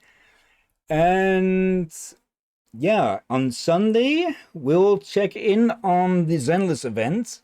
Though if I manage to continue with it on far enough to continue with story, maybe we'll get to it on Friday instead in the evening, not the afternoon. I'm up for that. And then we can use the Sunday in that case, depending how well it goes, for you and Ron to finish that other game. Yes, Spec Ops the Line. Or something else if they're not available. We'll have to see. Yeah. As always, I keep myself available in case Sunday or Monday comes up as a good multiplayer day. Yeah. Yeah, and you're welcome to join the next game we're gonna do shift between Zenless Zone Zero. Yeah, what's that? Nikkei. Yeah, Oh, just be warned for one thing. Oh boy. Actually, I should ask this first. Do you easily get seasick? No, and at the same time, I also play Subnautica a fair bit, so if it goes underwater, then I'll be fine. Okay, then you should be fine. But as far as I know, what people joke about the game, there's a lot of yiggles. Huh. Well, maybe we'll start with that next week. Maybe the one after that. But yeah, the next time we'll be continuing with the main story of Zenless. Will be about a month from now. I've managed to get my hands on some freaking magnets finally. It's been annoyingly frustrating to find these damn things. So yeah, I'll just make a note here for the 1 month break in Zenless. Yeah, the next chapter does release next week, but we'll leave it a bit. We'll start on it later so they can remove bugs and such. Yeah, Yeah, it's played. Some games where they release a new patch or something handles it rather well, but other games, it might be better to just wait till the day after or the week after, even at some cases. Yeah. Really So, depends yeah. on how well their bug fix team works. There we go. Yeah. So we'll be continuing with Zenless on the likely on the around the 22nd of August. Then, since it is the 7th month. Right on my birthday, Jesus. Ooh. Okay, we'll if that lands on a Wednesday, that is. Yeah. But yeah, we'll see does then. That mean? Does it mean when we return to the game, it will be a special day for Derv? Maybe. It would probably be. I hope that she started an hour earlier than even by that point. Yeah, if I'm even available then. But yeah, oh, true. We that's that thing. Yeah, true. Yeah, we'll see in the evening, or maybe if it's the day after or something. But yeah. Yeah, next week we'll have to see. We'll probably be continuing with Dave, of course, because that's going to go for quite a bit longer. And yeah, I think that is about it for now, though. Yeah, we'll see if we start with Nikkei next week or maybe the week after that. What do you think, Drakir? Shall we go start with that when the next chapter of Zenless goes live? Yeah, for me, like we should wait with the new chapter, and I hope we're able to finish the one we currently on Friday or Sunday. Probably we could use Friday and Sunday just to finish it off, so we can get Nikki started on Wednesday. Yeah. Basically, temporarily more bonus Zenless streams, just to catch up. Yeah. Again, it's not supposed to be, oh, this is going to be regular. No. It's extra. Yes, extra for sake of catching up. Yeah, I didn't expect it to be this type of event with Norma. Okay. Yeah. Maybe we can do the other. Maybe we can finish up most of the other of the exploration quests. We'll just have to jump into the exploration areas a bit to finish that off. Or I could finish that off stream. Probably smarter, so I'm not on a time limit with it. Okay, since there's actually not really any story behind it anyway, so probably should. Okay. But yeah, for now though, let's get this raid started. And yeah, thank you all again for watching. And until next time, have a nice day. And until then. Be safe, everyone. Sleep well. And watch out for undead seagulls. And possible Yadari antics. And whatever the hell Norma gets up to with her latest experiments. Oh god, run!